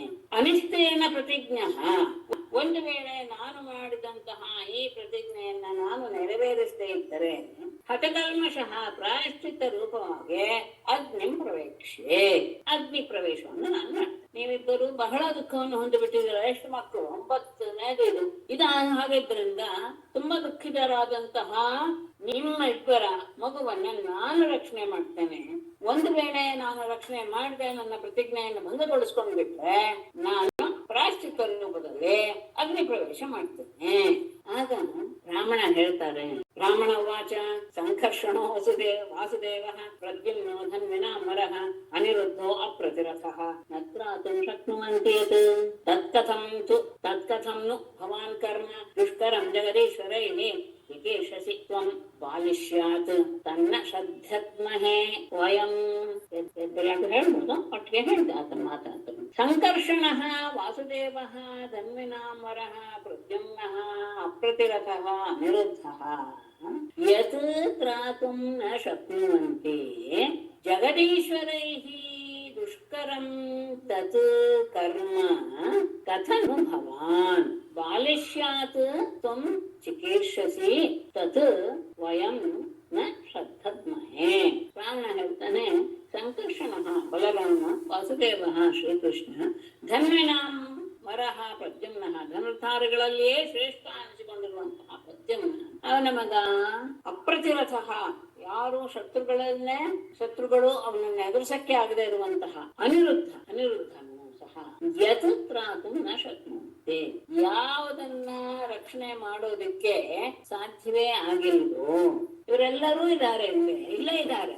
ಬಲರಾಮ, ಕೃಷ್ಣ, ಅವನ ಮಗ ಪ್ರದ್ಯುಮ್ನ, ಅವನಿಗಂತೂ ಒಳ್ಳೆ ಧನುರ್ಧಾರಿಗಳಲ್ಲೇ ಶ್ರೇಷ್ಠ ಎನ್ನುವ ಬಿರುದಿದೆ. ಶತ್ರುಗಳನ್ನ ಎದುರಿಸುವ ಯಾರು ಶತ್ರುಗಳೇ ಇಲ್ಲ, ಯಾರೂ ಸಹ ಅವನನ್ನ ಎದುರಿಸಕ್ ಸಾಧ್ಯ ಇಲ್ಲ ಅಂತಹ ಅನಿರುದ್ಧ ಇದ್ದಾನೆ. ಇವ್ರು ಯಾರಿಗೂ ಸಹ ಇದನ್ನ ರಕ್ಷಣೆ ಮಾಡಕ್ ಆಗ್ಲಿಲ್ಲ. ಜಗದೀಶ್ವರೈಹಿ, ಜಗತ್ತಿಗೆ ಒಡೆಯರಾದರಿಂದಲೇ ದುಷ್ಕರಂ, ಮಾಡಲು ಅಸಾಧ್ಯವಾದಂತಹ ತತ್, ಆ ಕೆಲಸವನ್ನು ತತ್ ಕರ್ಮ, ಆ ಕೆಲಸವನ್ನ ಕಥಂ ಭವಾನು, ನೀನ್ ಹೇಗೆ ಮಾಡ್ತೀಯಾ? ಅಲ್ಲಿಗೆ ಮುಗಿಸ್ಕೋಬೇಕು, ಯಾಕಂದ್ರೆ ಮುಂದೆ ತ್ವಂ ಚಿಕೀರ್ಷಸಿ ಅಂತ ಇದೆ ಕರ್ತೃಪದ. ಬಾಲಿಷ್ಯಾತ್, ಏನೋ ಹುಡುಗಾಟದಿಂದ ತ್ವಂ ಚಿಕೀರ್ಷಸಿ, ನೀನು ಮಾಡ್ತೀನಿ ಅಂತ ನೀನು ಬಯಸ್ತೀಯ. ತತ್, ಈ ಮಾತನ್ನ ವಯಂ ನ ಶ್ರದ್ಧತ್ಮಹೇ, ನಾವು ನಂಬೋದಕ್ಕೆ ಸಿದ್ಧವಾಗಿಲ್ಲ. ಇಲ್ಲಿ ಬಲರಾಮ, ಭಗವಂತನಾದ ಕೃಷ್ಣ, ಧನುರ್ಧಾರಿಗಳ ಶ್ರೇಷ್ಠ ಆದ ಪ್ರದ್ಯುಮ್ನ, ಅಪ್ರತಿರಥನಾದಂತಹ ನಿರುದ್ಧ ಎಲ್ಲರೂ ಸಹ ಇದ್ದಾರೆ. ಹಾಗಾಗಿ ಅವ್ರು ಯಾರಿಗೂ ಸಹ ಈ ಕಾರ್ಯವನ್ನ ಮಾಡಕ್ಕೆ ರಕ್ಷಿಸೋದಕ್ಕೆ ಸಾಧ್ಯವಾಗಲಿಲ್ಲ. ಅಂತಹ ಮಹಾಪುರುಷರಿಗೂ ದುಷ್ಕರವಾದ ಕಾರ್ಯವನ್ನ ನೀನು ಮಾಡೋದ್ ಸಾಧ್ಯವಾ? ನೀನು ಹುಡುಗಾಟದ ಮಾತಾಡ್ತಾ ಇಲ್ಲ ತಾನೆ, ಆದ್ರೆ ನನಗಂತೂ ನಂಬಿಕೆ ಬರ್ತಾ ಇಲ್ಲ ಅಂತ ಅರ್ಜುನ ವಾಚ ನಾಹಂ ಸಂಕರ್ಷಣೋ ಬ್ರಹ್ಮನ್ ನ ಕೃಷ್ಣ ಕಾಶ್ಮೀರೇವ ಚ ಅಹಂ ವಾ ಅರ್ಜುನೋ ನಾಮ ಗಾಂಧೀವಂ ಯಸ್ಯ ವೈ ಧನುಃ. ಅರ್ಜುನ ಹೇಳ್ತಾನೆ, ಅಹಂ ನ ಬ್ರಹ್ಮನ್, ಅಹಂ ನ ಸಂಕರ್ಷಣಃ ನ ಕೃಷ್ಣಃ ನ ಕಾಶ್ಮೀಃ ಏವ ಚ ಅಹಂ ವಾ ಅರ್ಜುನಃ ನಾಮ ಯಸ್ಯ ಧನುಃ ಗಾಂಧೀವಂ ವೈ. ಬಹಳ ಅಹಂಕಾರದಿಂದ ಹೇಳ್ಕೊಳ್ತಾನೆ, ಅಹಂ ನ ಸಂಕರ್ಷಣ, ನಾನು ಬಲರಾಮನಲ್ಲ, ನ ಕೃಷ್ಣ, ಕೃಷ್ಣನೂ ಅಲ್ಲ, ಕಾರ್ಷ್ಣರೇವಚ, ಕೃಷ್ಣನ ಮಗನಾದ ಪ್ರದ್ಯುಮ್ನನೂ ಅಲ್ಲ, ಅಮ್ಮ ನಾನಾದರೂ ಅರ್ಜುನ, ಅರ್ಜುನನ ಎನ್ನುವ ಹೆಸರಿನವನು. ಏನು ನನ್ನ ಸಾಮರ್ಥ್ಯ? ಯಸ್ಯ ಧನು ಗಾಂಡೀವಂತೆ, ಯಾವನ ಹತ್ತಿರ ಗಾಂಡಿವ ಎನ್ನುವಂತಹ ಧನಸ್ಸಿದೆಯೋ ಅಂತಹವನು ನಾನು ಬಲರಾಮನೂ ಅಲ್ಲ, ಕೃಷ್ಣನೂ ಅಲ್ಲ, ಕೃಷ್ಣನ ಮಗನೂ ಅಲ್ಲ, ನಾನು ಅರ್ಜುನ. ಯಾವನ ಹತ್ತಿರ ಗಾಂಡಿವ ಧನಸ್ಸಿದೆಯೋ ಅಂತಹವನು ನಾನು. ಅಷ್ಟೇ ಅಲ್ಲ, ನನ್ನ ಪೌರುಷಕ್ಕೆ ಶಿವನೇ ಮೆಚ್ಚಿದ್ದಾನೆ. ಮಾವಮಸ್ಥಾಹ ಮಮ ಬ್ರಹ್ಮನ್ ವೀರ್ಯಂ ತ್ರ್ಯಂಬಕದೋಷಣಂ ಮೃತ್ಯುಂ ವಿಜಿತ್ಯ ಪ್ರಥಮೆ ಆನೇಶ್ಯೇತೆ ಪ್ರಜಾಪ್ರಭು. ಬ್ರಹ್ಮನ್ ತ್ರ್ಯಂಬಕದೋಷಣಂ ವೀರ್ಯಂ ಮಮ ಮಾ ಅವಮಂಸ್ಥಾಹ ಪ್ರಭೋ ಪ್ರಥಮೆ ಮೃತ್ಯುಂ ವಿಚಿತ್ಯ ತೇ ಪ್ರಜಾ ಆನೇಶ್ಯೆ. ಬ್ರಾಹ್ಮಣ ಶ್ರೇಷ್ಠನೇ, ತ್ರ್ಯಂಬಕದೋಷಣಂ ಮಮ ವೀರ್ಯಂ, ಅಂತಹ ಪರಮೇಶ್ವರನ್ನೇ ಮೆಚ್ಚಿಸಿರುವಂತದ್ದು ನನ್ನ ಪರಾಕ್ರಮ. ಮಾ ಅವಮಂಸ್ಥಾಹ, ನೀನು ಹೀಗೆ ನನ್ನ ಪರಾಕ್ರಮವನ್ನ ಅವಮಾನಗೊಳಿಸಬೇಡ. ಪ್ರಭುವೇ, ಪ್ರಥಮೆ ಯುದ್ಧದಲ್ಲಿ ಮೃತ್ಯುಂ ವಿಜಿತ್ಯ, ಮೃತ್ಯುವನ್ನು ಸಹ ಗೆದ್ದು ತೇ ಪ್ರಜಾ ಆನೇಶ್ಯೆ, ನಿನ್ನ ಮಗನನ್ನು ನಾನು ತಂದುಕೊಡ್ತೇನೆ. ನಾನು ಅಂತಹ ಶಿವನನ್ನೇ ಮೆಚ್ಚಿಸುವಂತಹ ಪರಾಕ್ರಮವನ್ನು ಹೊಂದಿದ್ದೇನೆ. ನೀನು ಹೀಗೆ ಮಾತಾಡಿ ನನಗೆ ಅವಮಾನ ಮಾಡಬೇಡ. ಮೃತ್ಯುವೇ ಎದುರಿಗೆ ಬರಲಿ, ಅವನನ್ನು ಗೆದ್ದು ನಾನು ನಿನ್ನ ಸಂತತಿಯನ್ನ ತಂದು ಕೊಡ್ತೇನೆ. ಏವಂ ವಿಶ್ರಂಭಿತೋ ವಿಪ್ರಃ ಫಾಲ್ಗುನೇನ ಪರಂತಪ ಜಗಾಮ ಸುಗೃಹಂ ಪ್ರೀತಃ ಪಾರ್ಥವೀರ್ಯಂ ನಿಶಾಮಯನ್. ಪರಂತಪ ಏವಂ ಫಾಲ್ಗುನೇನ ವಿಶ್ರಂಭಿತಃ ವಿಪ್ರಃ ಪಾರ್ಥವೀರ್ಯಂ ನಿಶಾಮಯನ್ ಪ್ರೀತಃ ಸ್ವಗೃಹಂ ಜಗಃ. ಏವಂ ಪರಂತಪ ಪರೀಕ್ಷಿತನೇ, ಏವಂ ಈ ರೀತಿಯಾಗಿ ಫಾಲ್ಗುನೇನ ವಿಶ್ರಂಭಿತಃ, ಅರ್ಜುನನಿಂದ ವಿಶ್ವಾಸವನ್ನು ಉಂಟು ಮಾಡಲ್ಪಟ್ಟಂತಹ ವಿಪ್ರಹ ಬ್ರಾಹ್ಮಣನು ಪಾರ್ಥವೀರ್ಯಂ ನಿಶಾಮಯನ್, ಅರ್ಜುನನ ಪರಾಕ್ರಮವನ್ನ ನೋಡೋಣ ಅಂತ ಭಾವಿಸಿ, ಅಥವಾ ಕೇಳಿದ್ದು ಹೌದು ನೋಡೋಣ ಅನ್ನುವಂತಹ ಭಾವನೆಯಿಂದ ಪ್ರೀತಃ ಸಂತೋಷಗೊಂಡವನಿಗೆ ಸ್ವಗೃಹಂ ಜಗಃ, ತನ್ನ ಮನೆಗೆ ಹೋದ. ಈಗ ಅವನು ತನ್ನ ಪರಾಕ್ರಮವನ್ನು ಕೊಚ್ಕೊಂಡಾಗ ಅವನ ಮಾತಿನಲ್ಲಿ ಸ್ವಲ್ಪ ನಂಬಿಕೆ ಬಂದೇ ಬಿಡ್ತು ಬ್ರಾಹ್ಮಣನಿಗೆ. ಅಂದ್ರೆ ಅವನಿಗೂ ಅನ್ನಿಸ್ತು ಕೃಷ್ಣ ಬಲರಾಮನ್ ಮಾಡದೇ ಇರೋದನ್ನ ಇವನು ಮಾಡ್ಬಿಡ್ತಾನೆ ಅಂತ. ಒಂದ್ ಸ್ವಲ್ಪ ಅಂದ್ರೆ ಮಾತಿನಿಂದ ಸ್ವಲ್ಪ ನಂಬಿಕೆ ಬಂದಿದ್ರಿಂದ ಆಯ್ತು, ಈಗಲಾದ್ರೂ ನಮ್ಮ ಮಗ ಉಳಿಬಹುದು ಅನ್ನೋ ಭಾವನೆಯಿಂದ ಸಂತೋಷದಿಂದ ಮನೆಗೆ ಹೋದ. ಪ್ರಸೂತಿ ಕಾಲೇ ಆಸನ್ನೆ ಭಾರ್ಯಾಯಾಃ ದ್ವಿಜಸತ್ತಮಃ ಪಾಹಿ ಪ್ರಜಾಂ ಮೃತ್ಯೋಃ ಇತ್ಯಾಹ ಅರ್ಜುನಂ ಆತುರಃ. ಭಾರ್ಯಾಯಾಃ ಪ್ರಸೂತಿ ಕಾಲೇ ಆಸನ್ನೆ ದ್ವಿಜಸತ್ತಮಃ ಮೃತ್ಯೋಃ ಆತುರಃ ಮೃತ್ಯೋಃ ಪ್ರಜಾಂ ಪಾಹಿ ಇದೇ ಅರ್ಜುನಂ ಆಹ. ಇನ್ನೇನು ಜನ್ಮ ಕೊಡುವ ಸಂದರ್ಭ, ಭಾರ್ಯಾಯಾಹ ತನ್ನ ಪತ್ನಿಯ ಪ್ರಸೂತಿ ಕಾಲೇ ಆಸನ್ನೆ, ಪ್ರಸವ ಕಾಲವು ಬರಲಾಗಿ, ದ್ವಿಜಸತ್ತಮಃ ಬ್ರಾಹ್ಮಣ ಶ್ರೇಷ್ಠನು ಆತುರಃ ಉದ್ವಿಗ್ನನಾಗಿ, ಮೃತ್ಯುವಿನಿಂದ ಪ್ರಜಾಂ ನನ್ನ ಸಂತತಿಯನ್ನ ಪಾಹಿ ಕಾಪಾಡು ಇದು ಹೀಗೆ ಅಂತ ಬಂದು ಅರ್ಜುನನ ಹತ್ತಿರ ಕೇಳಿಕೊಂಡು, ತನ್ನ ಪತ್ನಿಗೆ ಪ್ರಸವ ಕಾಲ ಬಂತು ಅನ್ನೋದು ಗೊತ್ತಾಗಿ ಈಗಲಾದ್ರೂ ತನ್ನ ಮಗ ಉಳಿಲಿ ಎನ್ನುವಂತಹ ಭಾವನೆಯಿಂದ ಉದ್ವೇಗಗೊಂಡಂತಹ ಬ್ರಾಹ್ಮಣ ಶ್ರೇಷ್ಠ ಅರ್ಜುನನ ಹತ್ರ ಬಂದು ನನ್ನ ಮಗನನ್ನು ಉಳಿಸ್ಕೊಡು, ಮೃತ್ಯುವಿನಿಂದ ಅದನ್ನ ಪಾರು ಮಾಡು ಅಂತ ಬಂದು ಕೇಳ್ಕೊಂಡು, ಸ ಉಪಸ್ಪೃಶ್ಯ ಶುಚಿ ಅಂಬ ನಮಸ್ಕೃತ್ಯ ಮಹೇಶ್ವರಂ ದಿವ್ಯಾನ್ಯಸ್ತ್ರಾಣಿ ಸಂಸ್ಕೃತ್ಯ ಸಜ್ಜಂ ಗಾಂಡಿವಮಾದದೆ. ಸಹ ಶುಚಿ ಅಂಬಃ ಉಪಸ್ಪೃಶ್ಯ ಮಹೇಶ್ವರಂ ನಮಸ್ಕೃತ್ಯ ದಿವ್ಯಾನಿ ಅಸ್ತ್ರಾಣಿ ಸಂಸ್ಕೃತ್ಯ ಗಾಂಡಿವಂ ಸಜ್ಜಂ ಆದದೆ. ಸಹ ಅರ್ಜುನನು ಈ ಮಾತು ಕೇಳಿದ್ಮೇಲೆ ಅವನು ಶುಚಿ ಅಂಬಃ ಶುದ್ಧವಾದ ಜಲದಿಂದ ಉಪಸ್ಪೃಶ್ಯ ಆಚಮನ ಮಾಡಿ, ಮಹೇಶ್ವರಂ ನಮಸ್ಕೃತ್ಯ ಪರಮೇಶ್ವರನನ್ನ ನಮಸ್ಕಾರ ಮಾಡಿ, ದಿವ್ಯಾನಿ ಅಸ್ತ್ರಾಣಿ ತನಗೆ ಒಲಿದಿರುವಂತಹ ದಿವ್ಯವಾದ ಮಂತ್ರಾಸ್ತ್ರಗಳನ್ನೆಲ್ಲ ಸ್ಮರಿಸಿಕೊಂಡು ಅದನ್ನೆಲ್ಲ ಅನುಮಂತ್ರಿಸಿ ಬರುವ ಹಾಗೆ ಮಾಡಿಕೊಂಡು, ಗಾಂಡಿವವನ್ನ ಸಜ್ಜಂ ಆದದೆ ಅದನ್ನ ಹೆದೆಯೇರಿಸಿ ಅದನ್ನ ಸಿದ್ಧವಾಗಿ ಇಟ್ಟುಕೊಂಡ. ಗಾಂಡಿವಧನಸ್ಸಿಗೆ ಬಾಣ ಹೂಡಿ ಅದನ್ನ ಹೆದೆಯೇರಿಸಿ ಹತ್ತವಾಗಿ ಆಯ್ತು. ಏನೇನು ಬೇಕೋ ಎಲ್ಲವನ್ನೂ ಸಹ ಮಾಡಿದ. ಶುದ್ಧಾಭಿಷೇಕ ಮಾಡಿ ಮಹೇಶ್ವರನಿಗೆ ನಮಸ್ಕಾರ ಮಾಡಿ ದಿವ್ಯವಾದ ಮಂತ್ರಾಸ್ತ್ರಗಳನ್ನೆಲ್ಲ ಅನುಮಂತ್ರಣ ಮಾಡಿಕೊಂಡು ಗಾಂಡಿವಧನಸ್ಸನ್ನ ಎದೆಯರಿಸಿ ಅದನ್ನು ಕೈಯಲ್ಲಿ ಧರಿಸಿದ. ಅಷ್ಟೇ ಅಲ್ಲ, ನಿರುಣತು ಸೂಚಿಕಾಗಾರಂ ಶರೈಃ ನಾನಾಸ್ತ್ರಯೋಜಿತೈಃ ದಿವ್ಯಗೋಧ್ವಂ ಅಧಃ ಪಾರ್ಥಃ ಚಕಾರ ಶರಪಂಜರಂ. ಅಷ್ಟೇ ಅಲ್ಲ, ರೆಡಿಯಾಗಿ ನಿಂತಿತ್ತು ಒಂದೇ, ಸಿದ್ಧವಾಗಿ ನಿಂತಿತ್ತು ಒಂದೇ ಅಲ್ಲ, ಅಲ್ಲಿ ಸುತ್ತಲೂ ಯಾವುದು ಬರ್ತಾ ಇರೋ ಹಾಗೂ ಸಹ ವ್ಯವಸ್ಥೆ ಮಾಡಿದ. ಪಾರ್ಥಃ ನಾನಾಸ್ತ್ರಯೋಜಿತೈಃ ಶರೈಃ ಸೂತಿಕಾಗಾರಂ ನ್ಯರುಣತ್ ತಿರ್ಯಕ್ ಊರ್ಧ್ವಂ ಅಧಃ ಶರಪಂಜರಂ ಚಕಾರ. ಪಾರ್ಥಃ ಅರ್ಜುನನು ನಾನಾಸ್ತ್ರಯೋಜಿತೈಃ ನಾನಾ ಬಗೆಯ ದಿವ್ಯಾಸ್ತ್ರಗಳಿಂದ ಕೂಡಿದ ಶರೈಃ ಬಾಣಗಳಿಂದ ಸೂತಿಕಾಗಾರಂ ಆ ಪ್ರಸವ ಗೃಹದ ಸುತ್ತಲೂ ಸಹ ನೆರುಣತ್ ಒಂದು ಬಂಧನವನ್ನೇ ಮಾಡ್ಬಿಟ್ಟ. ಮಂತ್ರದ ಬಂಧನ ಮಾಡಿದ, ಯಾವುದು ಬರುವಾಗೆ ಇಲ್ಲ. ಅಷ್ಟೇ ಅಲ್ಲ, ತಿರ್ಯಕ್ ಊರ್ಧ್ವಂ ಅಧಃ ಸುತ್ತಲೂ ಮೇಲೆ ಕೆಳಗೆ ಎಲ್ಲ ಕಡೆಗೂ ಸಹ ಶರಪಂಜರಂ ಚಕಾರ ಬಾಣದ ಒಂದು ಪಂಜರವನ್ನೇ ನಿರ್ಮಿಸಿಬಿಟ್ಟ. ಯಾರು ಎಲ್ಲೂ ಒಳಗೆ ಹೋಗೋ ಹಾಗಿಲ್ಲ, ಮಗುವನ್ನ ಯಾರು ಮುಟ್ಟೋ ಹಾಗಿಲ್ಲ. ಆ ರೀತಿಯಾಗಿ ಸುತ್ತಲೂ ಮೇಲೆ ಕೆಳಗೆ ಎಲ್ಲ ಕಡೆ ಬಾಣಗಳಿಂದ ಒಂದು ಪಂಜರವನ್ನೇ ನಿರ್ಮಿಸಿಬಿಟ್ಟ. ದಿವ್ಯ ಮಂತ್ರಾಸ್ತ್ರಗಳಿಂದ ಎಲ್ಲ ಕಡೆಗೂ ಸಹ ಯಾರು ಹೋಗದೇ ಇರುವಂತಹ ರಕ್ಷಣೆಯನ್ನು ಮಂತ್ರಾಸಂತ ಮಾಡಿ. ಆ ಸಂದರ್ಭದಲ್ಲಿ ತತಃ ಕುಮಾರ ಸಂಜಾತಃ ವಿಪ್ರಪತ್ನ್ಯ ರುದನ್ಮುಹುಃ ಸದ್ಯೋ ಅದರ್ಶನ ಮಾಪೇದೆ ಸಶವೀರೋ ವಿಧಾಯಸ. ತತಃ ವಿಪ್ರಪತ್ನ್ಯ ಸಂಜಾತಃ ಕುಮಾರಃ ಮುಹುಃ ರುದನ್ ಸಶವೀರಃ ವಿಹಾಯಸ ಸದ್ಯ ಅದರ್ಶನಂ ಆಪ್ಯತೆ. ತತಃ ಬಳಿಕ ವಿಪ್ರಪತ್ನ್ಯ ಬ್ರಾಹ್ಮಣನ ಪತ್ನಿಯಿಂದ ಸಂಜಾತಃ ಹುಟ್ಟಿದಂತಹ ಕುಮಾರಃ ಬಾಲಕನು ಮುಹುರುದನ್ ಮತ್ತೆ ಮತ್ತೆ ಜೋರಾಗಿ ಅಳುತ್ತಾ ಶಶರೀರ ಶರೀರ ಸಹಿತವಾಗಿಯೇ ವಿಹಾಯಸ ಆಕಾಶದ ಮಾರ್ಗದಲ್ಲಿ ಸದ್ಯ ಕೂಡಲೇ ಅದರ್ಶನ ಅದೃಶ್ಯವಾಗಿ ಮೊದಲು ಮಗು ಶವವಾದ್ರೂ ಇರ್ತಿತ್ತು, ಈಗ ಮಗುವಿನ ದೇಹವೇ ಮಾಯ ಆಗಿಬಿಡ್ತು, ದೇಹವು ಸಹ ಉಳಿಸಿ. ಬ್ರಾಹ್ಮಣ ಪತ್ನಿಯ ಪ್ರಸವ ಕಾಲ ಬಂದು ಅವಳಿಗೊಂದು ಮಗುವಿನ ಜನನವಾಯಿತು. ಅದು ಜೋರಾಗಿ ಅಳ್ತಾ ಶರೀರದೊಡನೆ ಆಕಾಶದ ಮಾರ್ಗದಲ್ಲಿ ಅದು ಮರೆಯಾಗಿ ಬಿಡ್ತು.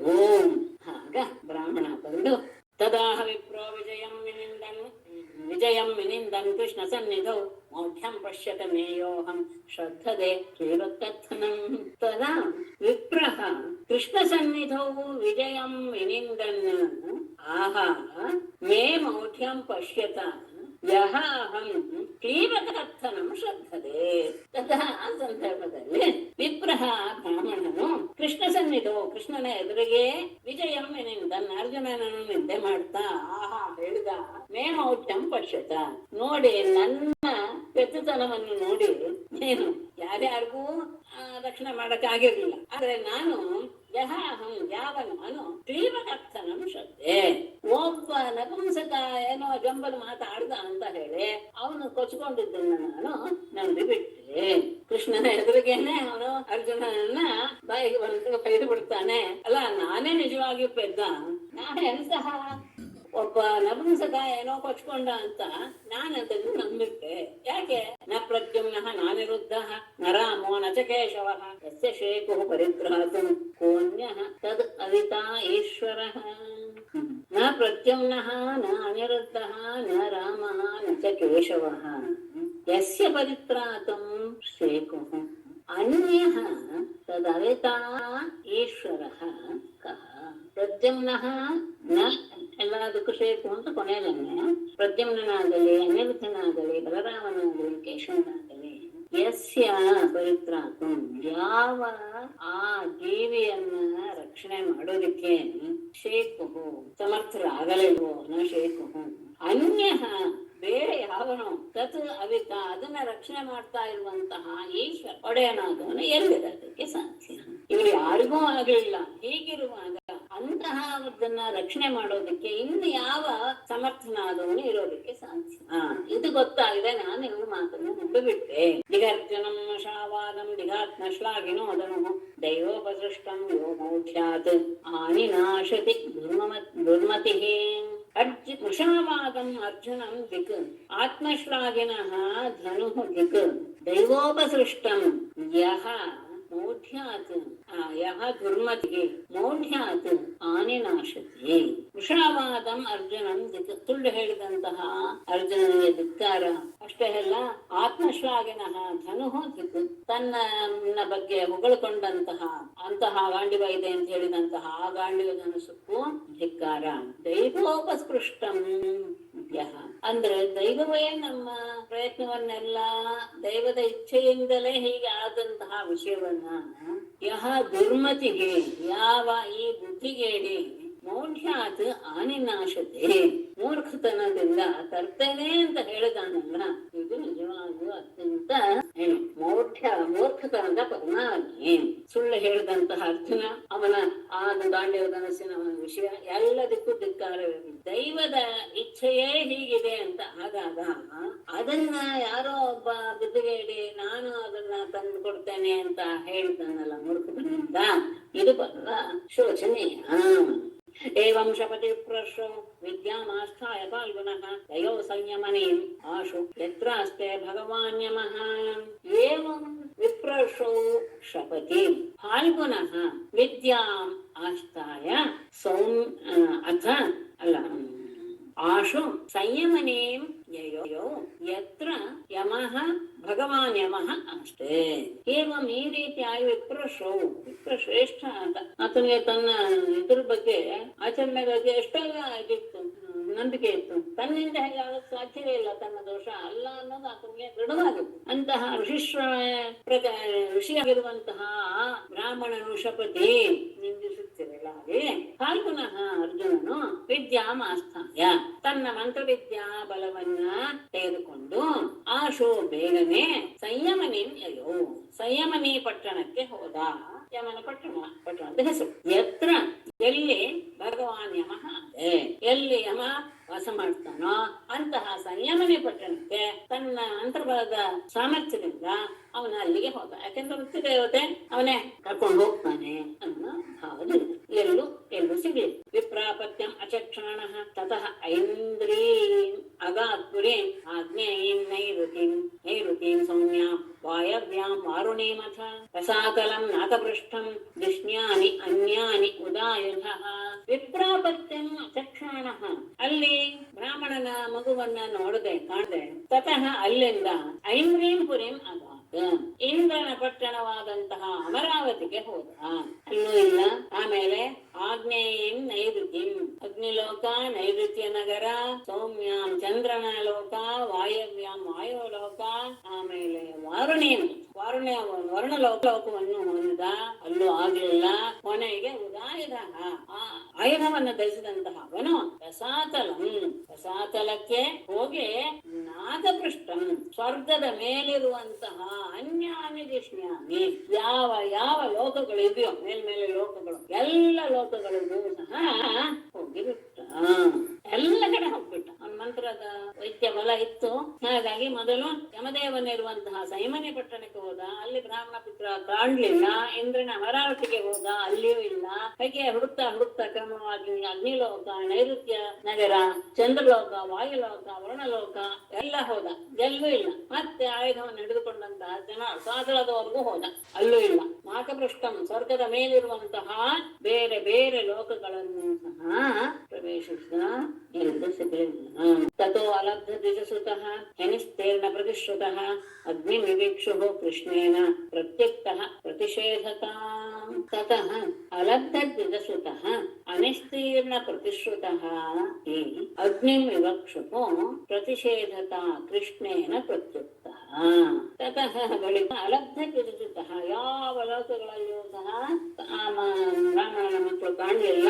ಕೊನೆಗೆ ಅನಿಸ್ತೀರ್ಣ ಪ್ರತಿಶ್ರುತಃ ತನ್ನ ಪ್ರತಿಜ್ಞೆಯನ್ನು ನೆರವೇರಿಸದೇ ಇರುವಂತಹ ಅವನಾಗಿ ಅವನು ಹೇಳಿದ್ನಲ್ಲ, ಮಾತು ಕೊಟ್ಟಿದ್ದನ್ನ ನಡೆಸಿದೆ. ಅಗ್ನಿಮಿವಕ್ಷುಃ ಅಗ್ನಿ ಪ್ರವೇಶವನ್ನು ಮಾಡಬೇಕು ಅಂತ ಸಿದ್ಧನಾದಾಗ ಪ್ರತಿಷೇಧಕ ಕೃಷ್ಣೇನ ಅಗ್ನಿ ಪ್ರವೇಶವನ್ನು ಮಾಡಬೇಡ ಅಂತ ಅವನನ್ನ ತಡೆದು ಅವನಿಗೆ ಪ್ರತ್ಯುಕ್ತಃ ಅವನನ್ನು ಕುರಿತು ಹೇಳಿದ. ದರ್ಶಯೇ ದ್ವಿಜಸಂಸ್ಥೆ ಮಾವಜ್ಞಾತ್ಮಾನಮಾತ್ಮನ ಏತೇನ ಕೀರ್ತಿಂ ವಿಮಲ ಮನುಷ್ಯಾಃ ಸ್ಥಾಪಯಿಷ್ಯಂತಿ.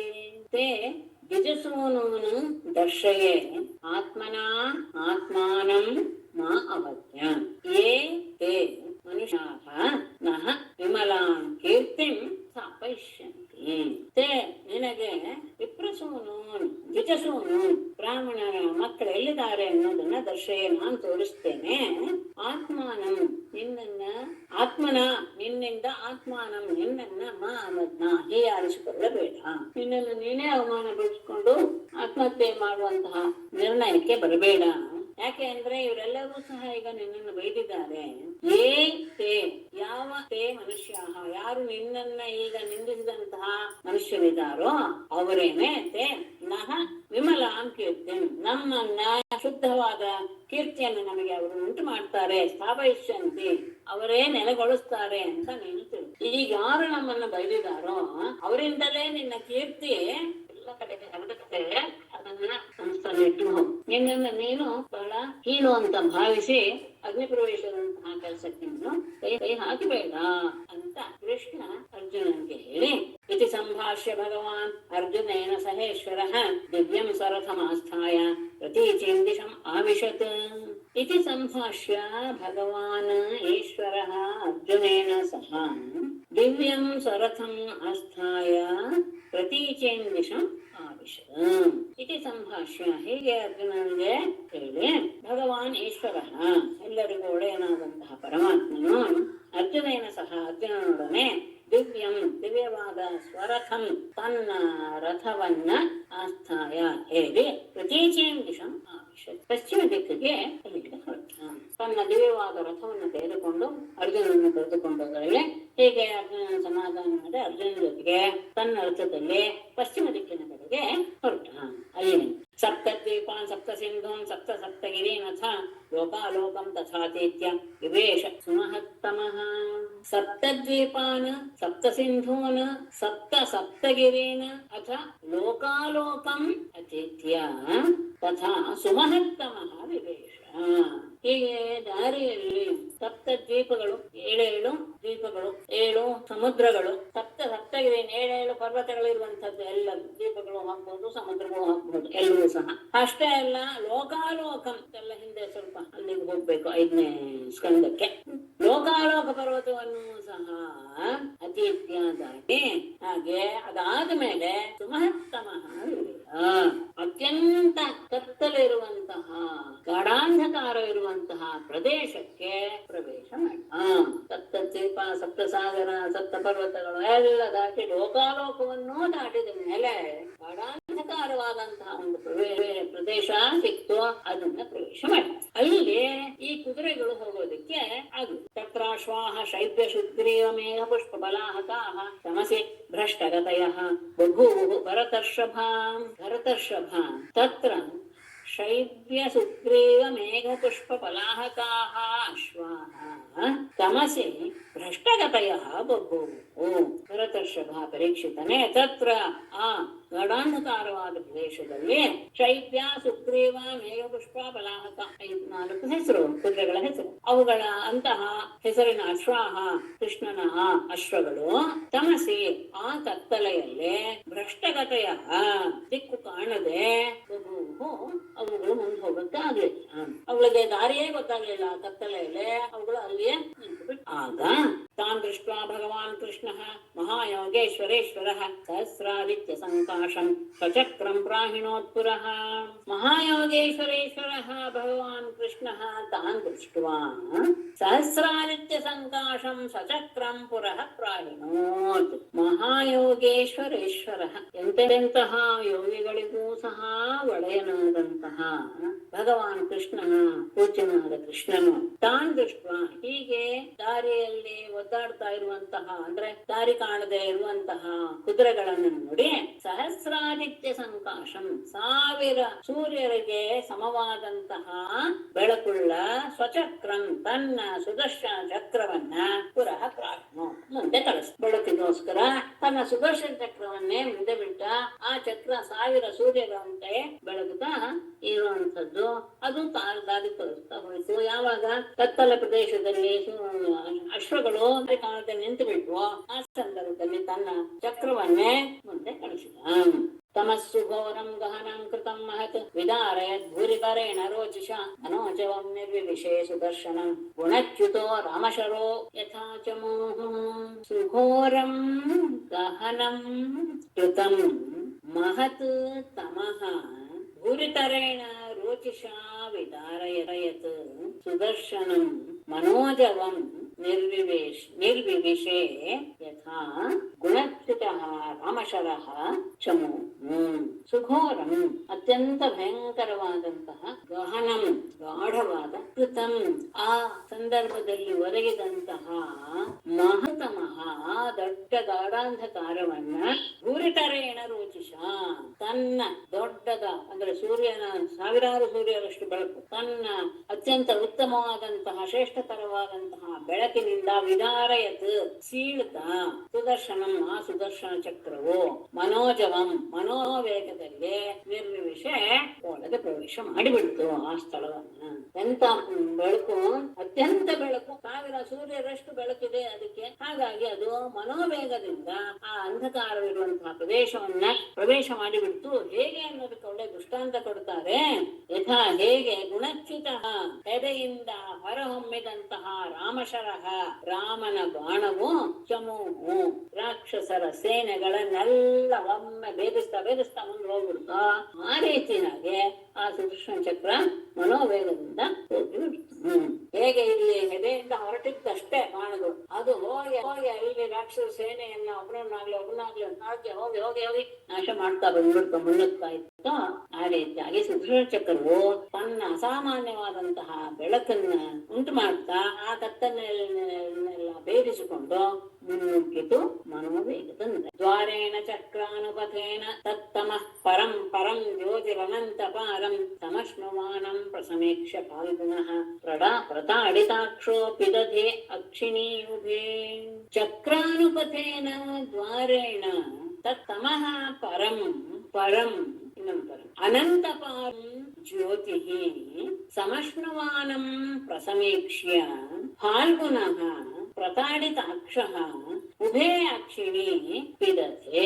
ಚಕ್ರ ಅನುಪಥೇನ ಚಕ್ರ ಹೋದಂತಹ ಮಾರ್ಗದಿಂದಲೇ ದ್ವಾರೇಣ ಅದೇ ದಾರಿಯಿಂದ ಹೊರಟಾಗ ತಮಃ ಪರಂ ಆ ಕತ್ತಲೆಯಿಂದ ದೂರದಲ್ಲಿರುವಂತಹ ಪರಂ ಶ್ರೇಷ್ಠವಾದಂತಹ ಜ್ಯೋತಿ ಅನಂತ ಪಾರಂ ಜ್ಯೋತಿ ಅನಂತ ಕೊನೆಯೇ ಇಲ್ಲದೆ ಇರುವಂತಹ ಆ ಪರಮಾತ್ಮನ ಆ ಪ್ರಕಾಶವು ಪರಂಜ್ಯೋತಿಯು ಹೋಗ್ತಾ ಇರೋದನ್ನು ಸಮಶ್ನುವಾನಂ ಪ್ರಸಮೀಕ್ಷ ಮುಂದೆ ಹೋಗ್ತಾನೇ ಇರೋದನ್ನ ನೋಡ್ದ ಫಾಲ್ಗುಣಃ ಅರ್ಜುನನು ಪ್ರತಾಡಿತಾಕ್ಷ ಆ ಪ್ರಕಾಶದಿಂದ ಹಿಂಸೆಗೆ ಒಳಗಾದವನಾಗಿ, ಅಂದ್ರೆ ಕಣ್ಣು ಚುಚ್ತಾ ಇದೆ ಆ ಪ್ರಕಾಶಕ್ಕೆ.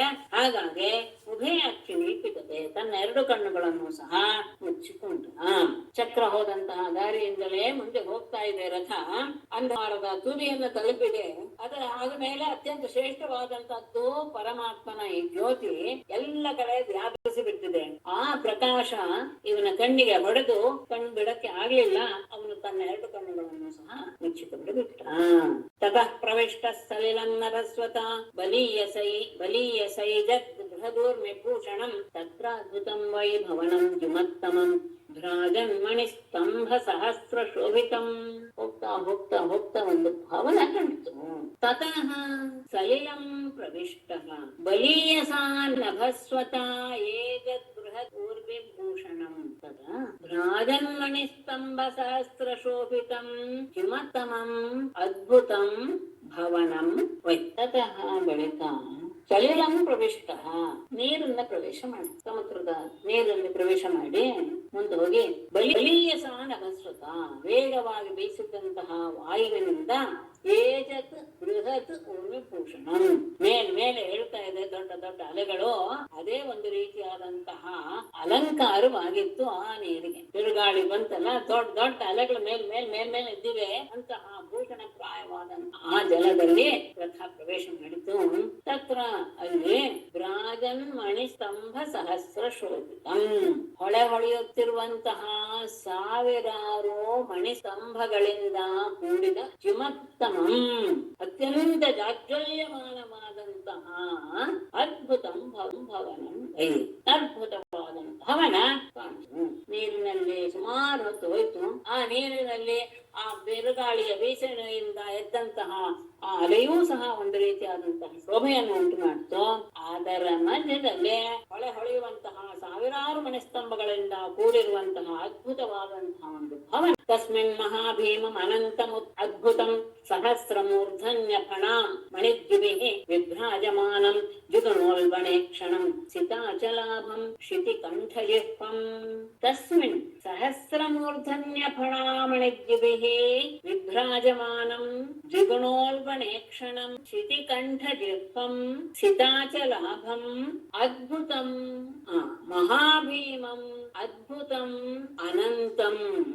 ಮುಂದೆ ದದರ್ಶ ಅಲ್ಲಿಗನ್ವಯ ಇದನ್ನು ಹೇಳ್ಬಿಡ್ತೀನಿ. ಇಂತಹ ಆದಿಶೇಷನನ್ನು ನೋಡಿದ. ಅದ್ರ ಜೊತೆಗೆ ವಿಷ್ಣುವನ್ನು ನೋಡ್ತಾನೆ, ಪುರುಷೋತ್ತಮನನ್ನು ನೋಡ್ತಾನೆ. ಹಾಗಾಗಿ ಎರಡಕ್ಕೂ ಅನ್ವಯ ಉಂಟು. ಹೇಳಿ ಮುಂದೆ ತಸ್ಮಿನ್ ಆ ಭವನದಲ್ಲಿ ಸಹಸ್ರ ಮೂರ್ಧನ್ಯ ಫಣಾ ಮಣಿದ್ಯುಭಿಃ, ಸಾವಿರ ಹೆಡೆಗಳಿಂದ ಪ್ರತಿಯೊಂದು ಹೆಡೆಗಳಲ್ಲಿರುವಂತಹ ರತ್ನಗಳ ಕಾಂತಿಯಿಂದ ವಿಭ್ರಾಜಮಾನಂ ಶೋಭಿಸ್ತಾ ಇರುವಂತಹ ದ್ವಿಗುಣ ಉಲ್ಬಣೆ ಕ್ಷಣಂ. ಆ ಸಹಸ್ರದ ಎರಡು ಪಟ್ಟು ಯಾವುದೋ ಕಣ್ಣು. ಹಾಗಾಗಿ 2,000 ಅತ್ಯಂತ ಉಗ್ರವಾದ ನೇತ್ರಗಳಿಂದ ಕೂಡಿರುವ ದೃಷ್ಟಿಯನ್ನು ಹೊಂದಿರುವ ಶಿತಿಕಂಠಜಿಹ್ವಂ, ಕಪ್ಪಾದ ಕುತ್ತಿಗೆ ಮತ್ತು ನಾಲಿಗೆಗಳಿಂದ ಕೂಡಿರುವ ಸಿತಾಚಲಾಭಂ, ಒಂದು ಸ್ಫಟಿಕ ಶಿಲೆಯ ಪರ್ವತವೋ ಎನ್ನುವ ರೀತಿಯಲ್ಲಿ ಮಹಾಭೀಮಂ, ಅತ್ಯಂತ ಭೀಷಣವಾದಂತಹ ಅದ್ಭುತವಾದಂತಹ ಅನಂತಂ ಆದಿಶೇಷನನ್ನ ತದರ್ಶ ಅಂತ ಮುಂದೆ ನೋಡಿ. ಅಲ್ಲಿ ಅದರಲ್ಲಿ ಭವನದಲ್ಲಿ ಇಂತಹ ಸುಂದರವಾದಂತಹ 1000 ಹೆಡೆಗಳು, ಆ ಹೆಡೆಗಳ ಮೇಲೆ ರತ್ನಗಳು ಎಲ್ಲ ಕಡೆ ಶೋಭಿಸ್ತಾ ಇವೆ. ಅವನ ಆ 1000 ತಲೆ ಇರೋದ್ರಿಂದ 2,000 ಉಗ್ರವಾದಂತಹ ನೇತ್ರಗಳಿಂದ ಕೂಡಿರುವಂತಹದ್ದು, ಕಪ್ಪಾದ ಕುತ್ತಿಗೆ ಮತ್ತು ನಾಲಿಗೆ ಇವುಗಳಿಂದ ಹೊಳೆಯುತ್ತಾ ಸ್ಫಟಿಕಶಿಲೆಯ ಪರ್ವತವೋ ಎನ್ನುವ ಹಾಗೆ ಕಂಗೊಳಿಸ್ತಾ ಇರುವಂತಹ ಅತ್ಯಂತ ಭಯಂಕರವಾದ ಅದ್ಭುತವಾದಂತಹ ಆಕಾರವನ್ನು ಹೊಂದಿರುವಂತಹ ಆದಿಶೇಷನನ್ನ ನೋಡ್ತಾ ಅಲ್ಲಿ ದದರ್ಶ ತದ್ಭೋಗ ಸುಖಾಸನಂ ವಿಭುಂ ಮಹಾನುಭಾವಂ ಪುರುಷೋತ್ತಮೋತ್ತಮಂ ಸಾಂದ್ರಾರುದಾಭಂ ಸುಪಿಶಂಗ ವಾಸಸಂ ಪ್ರಸನ್ನವಕ್ತ್ರಂ ರುಚಿರಾಯತೆ ಕ್ಷಣಂ. ಅವನ ಶರೀರದ ಮೇಲೆ ಮಲಗಿರುವಂತಹ ಪುರುಷೋತ್ತಮನು ತದ್ಭೋಗ ಸುಖಾಸನಂ ಮಹಾನುಭಾವಂ ಸಾಂದ್ರಾರುದಾಭಂ ಸುಪಿಶಂಗ ವಾಸಸಂ ಪ್ರಸನ್ನ ವಕ್ತ್ರಂ ರುಚಿರಾಯತೆ ಕ್ಷಣಂ ಪುರುಷೋತ್ತಮಂ ವಿಭುಂ ದದರ್ಶ. ತದ್ಭೋಗ ಸುಖಾಸನಂ, ಅವನ ಶರೀರದ ಮೇಲೆ ಸುಖವಾಗಿ ಕುಳಿತಿರುವ ಮಹಾನುಭಾವಂ, ಮಹಾತ್ಮನಾದ ಪುರುಷೋತ್ತಮೋತ್ತಮಂ, ಪುರುಷೋತ್ತಮರಲ್ಲಿಯೇ ಉತ್ತಮನಾದಂತಹ ಏನು ಅಷ್ಟೇ ಅಲ್ಲ, ಮೊದಲಿಂದ ಒಳ್ಳೆ ಸಾಂದ್ರಾಂಬುದಾಭಂ, ಕಪ್ಪಾದ ಮೋಡದ ಹಾಗೆ ಇರುವ ಕಾಂತಿಯನ್ನು ಹೊಂದಿರುವ ಸುಪಿಶಂಗ ವಾಸಸಂ, ಪೀತಾಂಬರಧಾರಿಯಾದ ಪ್ರಸನ್ನವಕ್ತ್ರಂ, ಅರಳಿದ ಮುಖವುಳ್ಳ ರುಚಿರಾಯತೆ ಕ್ಷಣಂ, ಸುಂದರವಾದ ವಿಶಾಲವಾದ ಕಣ್ಣುಳ್ಳ ಪುರುಷೋತ್ತಮೋತ್ತಮಂ, ಪುರುಷ ಶ್ರೇಷ್ಠನಾದಂತಹ ವಿಭುಂ ಸರ್ವವ್ಯಾಪಿಯಾದ ಪರಮಾತ್ಮನನ್ನ ದದರ್ಶ ನೋಡಿದ. ಮೊದಲು ಆದಿಶೇಷನ ನೋಡಿದ. ಆ ಆದಿಶೇಷನ ದೇಹದ ಮೇಲೆ ಸುಖವಾಗಿ ಕುಳಿತಿರುವಂತಹ ಮಹಾತ್ಮನಾದ ಶ್ರೀಮನ್ನಾರಾಯಣನನ್ನ ಅರ್ಚನೆ ನೋಡಿದ. ಹೇಗಿದ್ದಾನೆ? ದಟ್ಟವಾದ ಮೋಡದ ಹಾಗೆ, ಕಪ್ಪಾದ ಕಾಂತಿಯುಳ್ಳವನು, ಪೀತಾಂಬರಧಾರಿ, ಅರಳಿದ ಮುಖ, ಸುಂದರವಾದ ವಿಶಾಲವಾದ ಕಣ್ಣು, ಇದರಿಂದ ಕೂಡಿರುವ ಪುರುಷೋತ್ತಮೋತ್ತಮನನ್ನ ಅವನು ಅಲ್ಲಿ ನೋಡಿದ. ಅವನನ್ನ ಎಲ್ಲರೂ ಸಹ ಆರಾಧಿಸ್ತಾ ಇದ್ದಾರೆ. ಹೇಗಿದ್ದಾನೆ ಮೊದಲೇ ಅವನನ್ನೇ ಮೊದಲು ಹೋಲಿಸ್ತಾರೆ, ಆಮೇಲೆ ಉಳಿದವ್ರನ್ನ ಹೇಳ್ತಾರೆ. ಮಹಾಮಣಿ ವ್ರಾತ ಕಿರೀಟ ಕುಂಡಲ ಪ್ರಭಾ ಪರಿಕ್ಷಿಪ್ತ ಸಹಸ್ರ ಕುಂತಲಂ ಪ್ರಲಂಬ ಚಾರು ಅಷ್ಟಭುಜಂ ಸಕೌಸ್ತುಭಂ ಶ್ರೀವತ್ಸ ಲಕ್ಷ್ಮಣಂ ವನಮಾಲಯಾವೃತಂ. ಮಹಾಮಣಿವ್ರಾತ ಲಲಾಟ ಕಿರೀಟ ಕುಂಡಲ ಪ್ರಭಾ ಪರಿಕ್ಷಿಪ್ತ ಸಹಸ್ರ ಕುಂತಲಂ. ಇದು ಆತರ ಇದಾಗೆ ಇದೆ, ಸರಿಯಾಗಿ ಇದೆ. ಮತ್ತೆ ಹೇಳ್ತೀನಿ. ಅತ್ಯಂತ ಉತ್ತಮವಾದಂತಹ ಮಣಿಗಳ ಸಮೂಹದಿಂದ ಕೂಡಿರುವ ಕಿರೀಟ ಕುಂಡಲ, ಅವುಗಳ ಪ್ರಭ ಅಂದ್ರೆ ಶೋಭೆ, ಕಾಂತಿ, ಆ ಕಾಂತಿಯಿಂದ ಪರಿಕ್ಷಿಪ್ತ ಸಹಸ್ರ ಕುಂತಲಂ, ಆತನ ಆ ಕೇಶಪಾಶಗಳೆಲ್ಲವೂ ಸಹ ಆ ಕಿರೀಟ ಮತ್ತು ಕುಂಡಲಗಳ ರತ್ನಖಚಿತವಾದಂತಹ ಕಿರೀಟ ಮತ್ತು ಕುಂಡಲಗಳ ಪ್ರಭೆಯಿಂದ ವ್ಯಾಪಿಸಿ ಬಿಟ್ಟಿದೆ.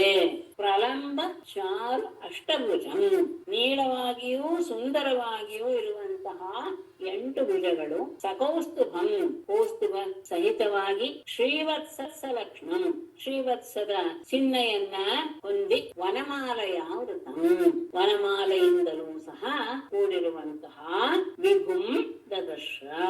ಇಂತಹ ಪರಮಾತ್ಮನನ್ನ ನೋಡಿದ. ಅತ್ಯಂತ ಉತ್ತಮವಾದಂತಹ ರತ್ನಗಳಿಂದ ಹರಿತವಾದಂತಹ ಕಿರೀಟ ಮತ್ತು ಕುಂಡಲಗಳು, ಆ ರತ್ನಗಳ ಪ್ರಭೆ ಎಲ್ಲ ಕಡೆ ವ್ಯಾಪಿಸಿ ಅವನ ಕೇಶಪಾಶಗಳ ಮೇಲೆಲ್ಲ ಹರಡಿಬಿಟ್ಟಿರು. ಉದ್ದವಾಗಿ ನೀಳವಾಗಿರುವ ಸುಂದರವಾಗಿರುವಂತಹ 8 ಭುಜಗಳು, ಅಷ್ಟೇ ಅಲ್ಲ, ಕೌಸ್ತುಭ ಮಣೆಯಿಂದಲೂ ಶ್ರೀವತ್ಸ ಚಿಹ್ನದ ಕಾಂತಿಯಿಂದಲೂ ಶೋಭಿಸ್ತಾ ಇರುವಂತಹ ವನಮಾಲೆಯಿಂದಲೂ ಕೂಡಿರುವಂತಹ ಪರಮಾತ್ಮನನ್ನ ನೋಡಿದ.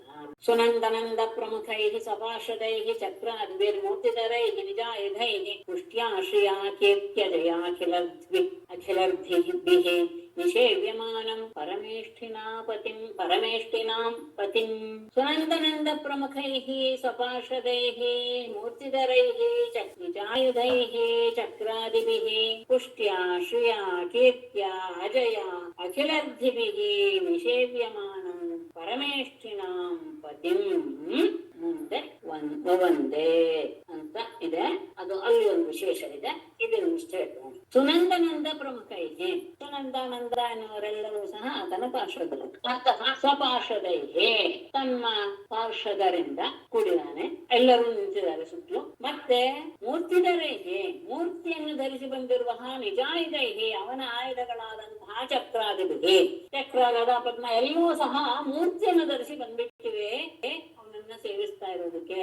ಹಾಗೆ ಮೂರ್ತಿಯನ್ನು ಧರಿಸಿ ಬಂದಿರುವಂತಹ ಆತನ ಆಯುಧಗಳಾದಂತಹ ಚಕ್ರಾದಿಗಳಿಂದಲೂ, ಹಾಗೆಯೇ ಪುಷ್ಟ್ಯ ಶ್ರಿಯ ಕೀರ್ತ್ಯ ಅಜಯ, ಪುಷ್ಟಿ, ಶ್ರೀ, ಕೀರ್ತಿ ಮತ್ತು ಅಜ ಎಲ್ಲ ಆತನ ಶಕ್ತಿಗಳು. ಈ ರೀತಿಯ ಪುಷ್ಟಿ ಅಂದ್ರೆ ಎಲ್ಲವನ್ನೂ ಸಹ ಮಾಡುವಂತದ್ದು, ಸಂಪತ್ತು, ಕೀರ್ತಿ ಮತ್ತು ಮಾಯೆ, ಈ ಎಲ್ಲ ರೀತಿಯ ಶಕ್ತಿಗಳಿಂದ ಕೂಡಿ, ಅಖಿಲರ್ಧಿಭಿಃ, ಎಲ್ಲ ಅನಿಮಾದಿ ಅಷ್ಟ ಸಿದ್ಧಿಗಳಿಂದ, ವಿಷೇವ್ಯಮಾನಂ ಸೇರಿಸಲ್ಪಡುತ್ತಿರುವಂತಹ ಪರಮೇಷ್ಠಿನಾಂ ಪತಿಂ, ಪರಮೇಷ್ಠಿಗಳಿಗೆಲ್ಲ ಒಡೆಯನಾದಂತಹ ಆ ಮಹಾಪುರುಷನನ್ನ ವವಂದೇ ಆತ್ಮಾನಂ ಅನಂತಂ ಅಚ್ಯುತೋ, ವವಂದೇ ಆತ್ಮಾನಂ ಅನಂತಮಚ್ಯುತೋ ಜಿಷ್ಣುಶ್ಚ ತದ್ದರ್ಶನ ಜಾತ ಸಾಧ್ವಸಃ ತಾವಾಹಂ ಭೂಮಾ ಪರಮೇಷ್ಠಿನಾ ಪ್ರಭು ಬದ್ಧಾಂಜಲಿ ಸಸ್ಮಿತಂ ಊರ್ಜಯಾಗಿರ. ಇದೊಂದು ವಿಶೇಷ ಗಮನಿಸ್ಕೋಬೇಕು ಈ ಶ್ಲೋಕದಲ್ಲಿ. ಆತ್ಮಾನಂ ಅನಂತಂ ಅಚ್ಯುತಃ ವವಂದೇ ಅಂದ್ರೆ ಪತಿಂ, ಪರಮೇಶ್ವರನ ಪತಿಂ ಯಾರೋನು ಅನ್ಬೇಡ, ನಾನು ಅನ್ವಯ ಹೇಳ್ಬಿಡ್ತೀನಿ. ತದ್ದರ್ಶನ ಜಾತ ಸಾಧ್ವಸಃ ಜಿಷ್ಣುಃ ಚ ವವಂದೇ ಪರಮೇಷ್ಠಿನಾಂ ಪ್ರಭುಃ ಭೂಮಾ ಬದ್ಧಾಂಜಲಿ ತೌ ಸಸ್ಮಿತಂ ಊರ್ಜಯಾಗಿರ. ಆತ್ಮಾನಂ ಅನಂತಂ ಅಚ್ಯುತಃ ವವಂದೇ, ತನ್ನದೇ ಸ್ವರೂಪವಾದಂತಹ ಆ ಅನಂತನನ್ನ ಅಂದ್ರೆ ಪರಮಾತ್ಮನನ್ನ ಅಚ್ಯುತಃ ವವಂದೇ, ಕೃಷ್ಣನು ನಮಸ್ಕಾರ ಮಾಡಿದ. ತನ್ನ ಆತ್ಮನೇ ಆದಂತಹ ಯಾರು ಆ ಪರಮೇಶ್ವರನ ಪತಿಂ, ಅವನು ಅವನದೇ ಸ್ವರೂಪ ಅಲ್ಲಿರೋದು, ತನ್ನನ್ನ ತಾನೇ ಅವನು ನಮಸ್ಕಾರ ಮಾಡಿದ, ತನಗೆ ತಾನೇ ನಮಸ್ಕಾರ ಮಾಡಿದ. ತದ್ದರ್ಶನ ಜಾತ ಸಾಧ್ವಸಃ, ಅವನನ್ನು ನೋಡಿ ಹೆದರಿದಂತಹ ಜಿಷ್ಣು ಅರ್ಜುನನು ಸಹ ನಮಸ್ಕಾರ ಒಂದೇ ನಮಸ್ಕಾರ ಮಾಡಿದ. ಅಲ್ಲಿ ಹೋಗಿ ಕೃಷ್ಣ ನಮಸ್ಕಾರ ಮಾಡಿದ, ಅವನು ನಮಸ್ಕಾರ ಮಾಡಿದ್ದನ್ನು ನೋಡಿ ಅದನ್ನು ನೋಡಿ ಹೆದರು ಬಿಟ್ಟಿದ್ದ ಅರ್ಜುನ, ಇವನು ಒಂದು ನಮಸ್ಕಾರ ಸಾಕಿದ. ಆಗ ಪರಮೇಷ್ಠಿನಾಂ ಪ್ರಭು, ಪರಮೇಷ್ಠಿಗಳಿಗೆಲ್ಲ ಒಡೆಯನಾದಂತಹ ಭೂಮಾ ಸರ್ವವ್ಯಾಪಿಯಾದಂತಹ ಆ ಮಹಾಪುರುಷನು ಬದ್ಧಾಂಜಲಿ ಕೈ ಮುಗಿದುಕೊಂಡು ನಿಂತಿರುವ ತೌ ಅವರಿಬ್ಬರನ್ನು ಕುರಿತು ಸಸ್ಮಿತಂ ನಗುತ್ತಾ ಊರ್ಜ ಮುಚ್ಚಯಾಗಿರ ಗಂಭೀರವಾದ ಮಾತಿನಿಂದ ವಾಣಿಯಿಂದ ಆಹಾ ಈ ಮಾತನ್ನ ಆಡಿದ. ತನ್ಮಧ್ಯೆ ಒಂದು ಸಾಲಿರುವುದು. ಅಂತಹ ಅನಂತನಾದ ಆತ್ಮನಿಗೆ ಕೃಷ್ಣ ನಮಸ್ಕಾರ ಮಾಡಿದ. ಅದನ್ನ ನೋಡಿ ಹೆದರಿಕೆ ಆಗಿಬಿಟ್ಟಿತ್ತು ಅರ್ಜುನನಿಗೆ. ಕೃಷ್ಣ ನಮಸ್ಕಾರ ಮಾಡಿದ್ಮೇಲೆ ಅನುಸರಿಸಿ ಇನ್ನೂ ಸಹ ನಮಸ್ಕಾರ ಮಾಡಿದ. ಹೀಗೆ ಅವರಿಬ್ಬರು ಸಹ ಕೈ ಮುಗಿದುಕೊಂಡು ನಿಂತಿರೋದನ್ನ ನೋಡಿ ಪರಮೇಷ್ಠಿಗಳಿಗೆಲ್ಲ ಒಡೆಯನಾದಂತಹ ವಿಭುವಾದ ಮಹಾ ಪರಮಾತ್ಮ ಮುಗಳಾಗುತ್ತಾ ಗಂಭೀರವಾದ ಮಾತಿನಿಂದ ಹೇಗೆ ಹೇಳಿದ. ದ್ವಿಜಾತ್ಮಜಾಮೇ ಯೋಯೋರ್ದಿದೃಕ್ಷುಣ ಮಯೋಪನೀತ ಭುವಿ ಧರ್ಮಗುಪ್ತಯೇ ಕಲಾವತೀರ್ಣೌ ಅವನೇರ್ಭರಾಸುರಾನ್ ಅತ್ತೇಹ ಭೂಯಃ ತ್ವರಯ ಇತಂ ಅಂತಿಮೇ ಯುವಯೋಃ ದಿದೃಕ್ಷುಣ ದ್ವಿಜಾತ್ಮಜಾಃ ಮಯಾ ಉಪನೀತಾಃ ಭುವಿ ಧರ್ಮಗುಪ್ತಯೇ ಮೇ ಕಲಾವತೀರ್ಣೌ ಅವನೇಃ ಭರಾಸುರಾನ್ ಇಹ ಹತ್ವಾ ಭೂಯಃ ತ್ವರಯ ಮೇ ಅಂತಿ ಇತಂ. ಸ್ವಲ್ಪ ಅಲ್ಲಿ ಶಬ್ದಗಳನ್ನೆಲ್ಲ ಸರಿಯಾಗಿ ನೋಡ್ಬೇಕು. ಯುವಯೋಹೋ ದಿದೃಕ್ಷಣ ನಿಮ್ಮಿಬ್ಬರನ್ನು ನೋಡಬೇಕೆಂಬ ಬಯಕೆಯಿಂದ ದ್ವಿಜಾತ್ಮಜ ಆ ಬ್ರಾಹ್ಮಣನ ಮಕ್ಕಳು ಮಯಾ ಉಪನೇತ ನನ್ನಿಂದ ಇಲ್ಲಿ ತರಲ್ಪಟ್ಟು. ಅಂದ್ರೆ ಆ ಬ್ರಾಹ್ಮಣನ ಮಕ್ಕಳನ್ನ ನಾನು ಯಾಕೆ ಇಲ್ಲಿ ಕರ್ಕೊಂಡು ಬಂದೇನೆಂದ್ರೆ ನಿಮ್ಮಿಬ್ಬರನ್ನ ನೋಡ್ಬೇಕು, ಈ ನೆಪದಲ್ಲಿ ನೀವು ನನ್ನನ್ನು ನೋಡಕ್ ಬರ್ತೀರಾ ಅನ್ನೋ ಭಾವದಿಂದಲೇ ನಾನು ಅವ್ರನ್ನ ಕರ್ಕೊಂಡು ಬಂದೆ. ಭೂಮಿ ಈ ಭೂಲೋಕದಲ್ಲಿ ಧರ್ಮಗುಪ್ತೆಯೇ ಧರ್ಮವನ್ನ ರಕ್ಷಣೆ ಮಾಡೋದಕ್ಕೋಸ್ಕರ ಮೇ ಕಲಾವತೀರ್ಣು ನನ್ನ ಅಂಶದಿಂದ ನೀವು ಈ ಇಹ ಅವತೀರ್ಣು ಈ ಭೂಲೋಕದಲ್ಲಿ ಅವತರಿಸಿದೀರಾ. ಅವನೇಹೇ ಭರಾಸುರಾನ್ ಹತ್ವಾ ಈ ಭೂಮಿಗೆ ಭಾರವಾಗಿರುವಂತಹ ಅಸುರರನ್ನೆಲ್ಲ ನಾಶ ಮಾಡಿ ಭೂಯಃ ಮತ್ತೆ ತ್ವರೆಯ ಅತಿ ಶೀಘ್ರವಾಗಿ ಮೇ ಅಂತಿ ನನ್ನ ಸಮೀಪಕ್ಕೆ ಇತಂ ಬನ್ನಿರಿ. ನಿಮ್ಮನ್ನ ನೋಡ್ಬೇಕು ಅನ್ನೋ ಉದ್ದೇಶದಿಂದಲೇ ನಾನು ಬ್ರಾಹ್ಮಣ ಪುತ್ರರನ್ನೆಲ್ಲ ಇಲ್ಲಿಗೆ ಕರ್ಕೊಂಡು ಬಂದಿದ್ದೇನೆ. ನೀವಿಬ್ಬರೂ ಸಹ ನಮ್ದು ಹೇಳ್ತಾನೆ ನರನಾರಾಯಣರೇ, ನೀವು ಧರ್ಮ ರಕ್ಷಣೆಗೋಸ್ಕರ ನೀವಿಬ್ಬರು ನನ್ನ ಅಂಶದಿಂದ ಇಲ್ಲಿ ಭೂಲೋಕದಲ್ಲಿ ಅವತರಿಸಿದ್ದೀರಾ. ಭೂಮಿಗೆ ಭಾರವಾಗಿರುವಂತಹ ಅಸುರರನ್ನೆಲ್ಲ ನಾಶ ಮಾಡಿ ಆದಷ್ಟು ಬೇಗ ನೀವು ನನ್ನ ಬಳಿಗೆ ಬನ್ನಿ. ನೀವಿಬ್ಬರು ಪೂರ್ಣಕಾಮಾವಭಿವಾಂ ನರನಾರಾಯಣ ಋಷಿ ಧರ್ಮಮಾಚರತಾಂ ಸ್ಥಿತ್ಯೈ ವೃಷಭೌ ಲೋಕಸಂಗ್ರಹಂ ಯುವಾ ವೃಷಭೌ ನರನಾರಾಯಣೌ ಋಷಿ ಪೂರ್ಣಕಾಮೌ ಅಪಿ ಸ್ಥಿತ್ಯೈ ಲೋಕಸಂಗ್ರಹಂ ಧರ್ಮಂ ಆಚರತಾಂ. ಯುವಾಂ ನೀವಿಬ್ಬರು ಸಹ ವೃಷಭೌ ಅತ್ಯಂತ ಶ್ರೇಷ್ಠರಾದಂತಹ ನರನಾರಾಯಣವು ಋಷಿ ನರ ಮತ್ತು ನಾರಾಯಣ ಎನ್ನುವಂತಹ ಋಷಿಗಳು ನೀವಿಬ್ಬರು ಸಹ. ಪೂರ್ಣಕಾಮೌ ಅಪಿ ನೀವು ಪೂರ್ಣಕಾಮರಾದರೂ ಸಹ ಅಂದ್ರೆ ನಿಮಗೆ ಯಾವುದನ್ನು ಪಡಿಬೇಕು ಅನ್ನುವಂತಹ ಇಚ್ಛೆ ಇಲ್ಲದಿದ್ದರೂ ಸಹ ಸ್ಥಿತ್ಯೇ ಲೋಕದಲ್ಲಿ ಒಂದು ಸ್ಥಿತಿಯನ್ನ ಅಂದ್ರೆ ಧರ್ಮದ ಸ್ಥಿತಿಯನ್ನ ಕಾಪಾಡೋದಕ್ಕೋಸ್ಕರ ಲೋಕ ಸಂಗ್ರಹಾರ್ಥವಾದಂತಹ ಧರ್ಮವನ್ನ ಆಚರತಾಂ ಆಚರಿಸ್ತಾ ಬನ್ನಿ. ಋಷಶ್ರೇಷ್ಠರಾದ ನೀವಿಬ್ಬರು ನರನಾರಾಯಣರೆಂಬ ಋಷಿಗಳೇ. ನೀವು ಪೂರ್ಣಕಾಮರು, ನಿಮಗೇನು ಬೇಡ, ಆದರೂ ಸಹ ಲೋಕದ ಸ್ಥಿತಿಯನ್ನ ಒಂದು ರೀತಿಯಲ್ಲಿ ನೆಲೆಗೊಳಿಸೋದಕ್ಕೆ ಮತ್ತು ಲೋಕ ಸಂಗ್ರಹಕ್ಕೋಸ್ಕರ ಧರ್ಮವನ್ನ ನೀವು ಮಾಡ್ತಾ ಬನ್ನಿ.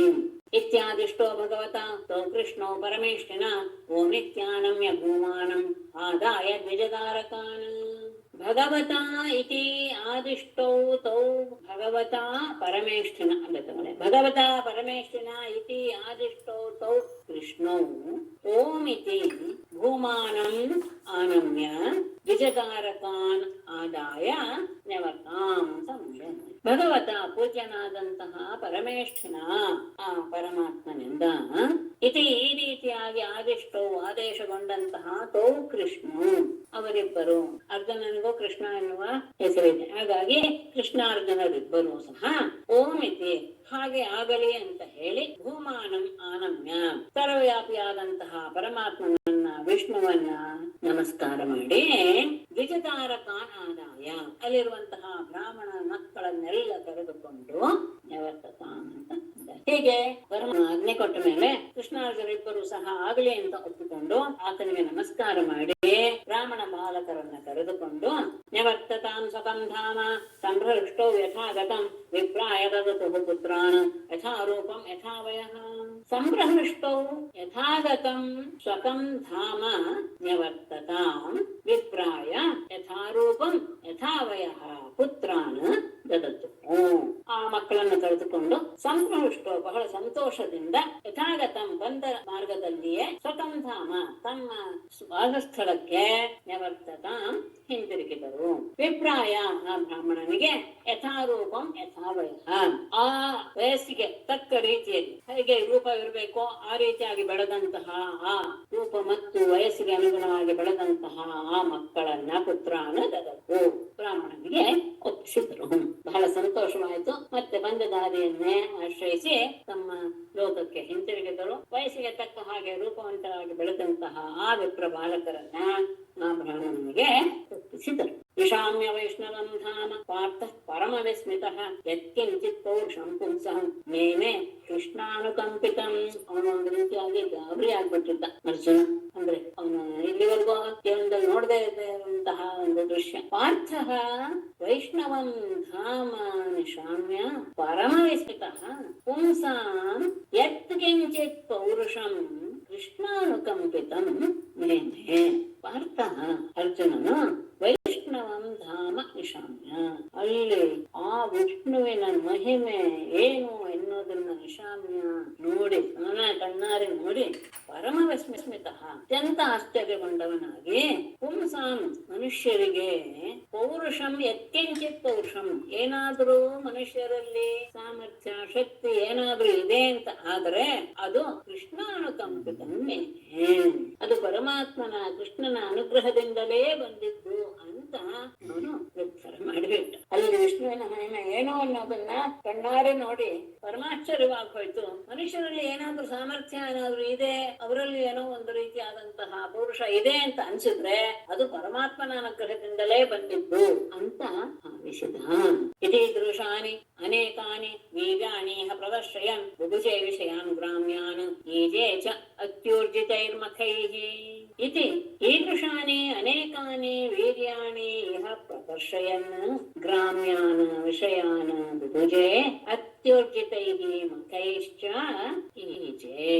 ಇತಿ ಈ ರೀತಿಯಾಗಿ ಇತಿ ಹೀಗೆ ಈದೃಶಾನಿ ಅನೇಕಾನಿ ಈ ರೀತಿಯಾಗಿ ಅನೇಕ ವೀರ್ಯಾಣಿ ಪರಾಕ್ರಮದಿಂದ ಕೂಡಿರುವಂತಹ ಕಾರ್ಯಗಳನ್ನ ಇಹ ಈ ಲೋಕದಲ್ಲಿ ಪ್ರದರ್ಶನ ಮಾಡ್ತಾ ಗ್ರಾಮ್ಯಾನ್ ವಿಷಯಾನ್ ಪೂಜೆ ಲೌಕಿಕವಾದ ವಿಷಯ ಸುಖಗಳನ್ನು ಸಹ ಅನುಭವಿಸಿದ. ಅಷ್ಟೇ ಅಲ್ಲ ಅತ್ಯೋರ್ಜಿತೈಃ ಮಖೈಃ ಚೇಚ ಅತ್ಯಂತ ಉತ್ತಮವಾದಂತಹ ಪ್ರಶಸ್ತವಾದಂತಹ ಹಲವಾರು ಯಾಗಗಳನ್ನು ಸಹ ಆತ ಮಾಡಿದ. ಹೀಗೆ ಆ ಪರಮಾತ್ಮ ಅನೇಕ ರೀತಿಯ ಅದ್ಭುತವಾದಂತಹ ವೀರ್ಯ ಶೌರ್ಯಗಳಿಂದ ಕೂಡಿದಂತಹ ಕಾರ್ಯಗಳನ್ನ ಅವನು ಬೇಕಾದ ಹಾಗೆ ಮಾಡ್ಬಿಟ್ಟಿದ್ದಾನೆ ಈ ಲೋಕದಲ್ಲಿ. ಮತ್ತೆ ಆಗಾಗ ಮಾಡ್ತಾ ತೋರಿಸ್ತಾನೆ ಇದ್ದು ಲೌಕಿಕರ ಹಾಗೆ ವಿಷಯದ ಸುಖಗಳನ್ನು ಅನುಭವಿಸ್ತಾ ಮತ್ತೆ ದೊಡ್ಡ ದೊಡ್ಡ ಮಹಾತ್ಮರ ರೀತಿಯಲ್ಲಿ ಯಜ್ಞ ಯಾಗಾದಿಗಳನ್ನು ಸಹ ನೆರವೇರಿಸಿದ. ಪ್ರವರ್ಷ ಅಖಿಲಾನ್ ಕಾಮಾನ್ ಪ್ರಜಾಸು ಬ್ರಾಹ್ಮಣಾದಿಷು ಯಥಾ ಕಾಲಂ ಯಥೈವೇಂದ್ರ ಭಗವಾನ್ ಶ್ರೇಷ್ಠ್ಯಮಾಸ್ಥಿತಃ. ಬ್ರಾಹ್ಮಣಾದಿಷು ಪ್ರಜಾದಿಷು ಅಖಿಲಾನ್ ಕಾಮಾನ್ ಶ್ರೇಷ್ಠ್ಯಂ ಭಗವಾನ್ ಯಥಾ ಕಾಲಂ ಇಂದ್ರಃ ಇವ ಪ್ರವರ್ಷ. ಬ್ರಾಹ್ಮಣಾದಿಷು ಪ್ರಜಾಶು ಬ್ರಾಹ್ಮಣರೇ ಮೊದಲಾದಂತಹ ಎಲ್ಲ ಪ್ರಜೆಗಳಲ್ಲಿಯೂ ಸಹ ಅಖಿಲಾನ್ ಕಾಮಾನ್ ಅವರ ಎಲ್ಲ ಇಚ್ಛೆಗಳನ್ನು ಸಹ ಶ್ರೇಷ್ಠ್ಯಮಾಸ್ಥಿತಃ ಭಗವಾನ್ ಶ್ರೇಷ್ಠನಾದಂತಹ ಎಲ್ಲರಿಗಿಂತಲೂ ಉತ್ತಮವಾದಂತಹ ಸ್ಥಾನವನ್ನು ಪಡೆದಂತಹ ಪರಮಾತ್ಮನು ಯಥಾ ಕಾಲಂ ಯಥಾ ಇಂದ್ರ ಯಥಾ ಕಾಲಕ್ಕೆ ಸರಿಯಾಗಿ ಇಂದ್ರ ಹೇಗೆ ಮಳೆಯನ್ನು ಸುರಿಸ್ತಾನೋ ಹಾಗೆ ವರ್ಷ ಎಲ್ಲರ ಇಚ್ಛೆಗಳನ್ನು ಸಹ ಪೂರೈಸಿಕೊಟ್ಟು ಶ್ರೇಷ್ಠನಾದಂತಹ ಭಗವಂತ ಹೇಗೆ ಇಂದ್ರ ಕಾಲದಲ್ಲಿ ಮಳೆ ಸುರಿಸಿ ಜನರ ಅಭಿಲಾಷೆಗಳನ್ನೆಲ್ಲ ಪೂರೈಸ್ತಾನೋ ಹಾಗೆ ಕೃಷ್ಣನೂ ಸಹ ಬ್ರಾಹ್ಮಣಾದಿ ಎಲ್ಲ ಪ್ರಜೆಗಳಿಗೂ ಸಹ ಅವರವರ ಇಷ್ಟಾರ್ಥಗಳನ್ನೆಲ್ಲ ಯೋಗ್ಯ ಕಾಲದಲ್ಲಿ ನೆರವೇರಿಸಿಕೊಡ್ತಾ ಇದ್ದ. ಹತ್ವಾನ್ ನೃಪಾನ್ ಅಧರ್ಮಿಷ್ಠಾನ್ ಘಾತಯಿತ್ವಾ ಅರ್ಜುನಾದಿಭಿಃ ಅಂಜಸಾವರ್ತಯಾಮಾಸ ಧರ್ಮಂ ಧರ್ಮಸುತಾದಿಭಿಃ. ಅಧರ್ಮಿಷ್ಠಾನ್ ನೃಪಾನ್ ಹತ್ವಾ ಅರ್ಜುನಾದಿಭಿಃ ಘಾತಯಿತ್ವಾ ಧರ್ಮಸುತಾದಿಭಿಃ ಧರ್ಮಂ ಅಂಜಸಾ ವರ್ತಯಾಮಾಸ. ಅಧರ್ಮಿಷ್ಠಾನ್ ನೃಪಾನ್ ಅಧರ್ಮ ಮಾರ್ಗದಲ್ಲಿರುವಂತಹ ರಾಜರುಗಳನ್ನೆಲ್ಲ ಹತ್ವ ಕೊಂದ. ಇನ್ನು ಕೆಲವರನ್ನ ಅರ್ಜುನಾದಿಭಿಹಿ ಘಾತಯಿತ್ತ, ಅರ್ಜುನ ಮೊದಲಾದಂತಹ ಅವರಿಂದ ಕೆಲವರನ್ನ ಕೊಲ್ಲಿಸಿದ. ಅಷ್ಟೇ ಅಲ್ಲ, ಧರ್ಮಸುತಾದಿಭಿಹಿ ಧರ್ಮರಾಯನೇ ಮೊದಲಾದಂತಹ ಉತ್ತಮೋತ್ತಮರಿಂದ ಧರ್ಮವನ್ನು ಸಹ ಅಂಜಸ ಬಹಳ ಅನಾಯಾಸವಾಗಿಯೇ ವರ್ತಯಾಮಾಸ ಭೂಲೋಕದಲ್ಲಿ ನೆಲೆಗೊಳಿಸಿದ. ತಾನೇ ಕೊಳ್ಳುವಂತಹ, ಬೇರೆ ಯಾರಿಗೂ ಸಾಧ್ಯ ಇಲ್ಲದೆ ಇರುವಂತಹ ಅಧರ್ಮ ಮಾರ್ಗದಲ್ಲಿರುವ ರಾಜರನ್ನ ಅವನೇ ಕೊಂಡು ಹಾಕ್ತಾ ಇದ್ದ. ಇನ್ನು ಕೆಲವರನ್ನ ಅರ್ಜುನ ಮೊದಲಾದವರಿಂದ ಕೊಲ್ಲಿಸಿದ. ಮತ್ತೆ ಧರ್ಮರಾಜ ಮೊದಲಾದ ಉತ್ತಮರಾದವರಿಂದ ಧರ್ಮವನ್ನು ಸಹ ಭೂಮಿ ಮೇಲೆ ನೆಲೆಗೊಳಿಸಿದ. ಎಲ್ಲ ರೀತಿಯಲ್ಲೂ ಸಹ ಭೂಮಿಗೆ ಧರ್ಮ ಬರುವ ಹಾಗೆ ಮಾಡಿ. ಹತ್ವಾಗುಪಾನ ಧರ್ಮಿಷ್ಠಾನ್ ಘಾತಯಿತ್ವಾ ಅರ್ಜುನಾದಿಭಿಹಿ ಅಂಜಸಾ ವರ್ತಯಾಮಾಸ ಧರ್ಮಸುತಾದಿಭಿಹಿ. ಶ್ರೀಮದ್ಭಾಗವತೆ ಮಹಾಪುರಾಣೇ ದಶಮಸ್ಕಂಧೆ ಉತ್ತರಾರ್ಧೆ ಯುಜಕುಮಾರಾನಯನಂ ನಾಮ ಏಕೋನನವತಿತಮೋऽಧ್ಯಾಯಃ. ನಮಸ್ಕಾರ ಮೇಡಮ್. ನಾರಾಯಣಂ ನಮಸ್ಕೃತ್ಯ ನರಂ ಚೈವ ನರೋತ್ತಮಂ ದೇವೀಂ ಸರಸ್ವತೀಂ ವ್ಯಾಸಂ ತತೋ ಜಯಮುದೀರಯೇತ್. ಸರ್ವೇ ಭವಂತು ಸುಖಿನಃ, ಸರ್ವೇ ಸಂತು ನಿರಾಮಯಾಃ, ಸರ್ವೇ ಭದ್ರಾಣಿ ಪಶ್ಯಂತು, ಮಾ ಕಶ್ಚಿತ್ ದುಃಖಭಾಗ್ ಭವೇತ್.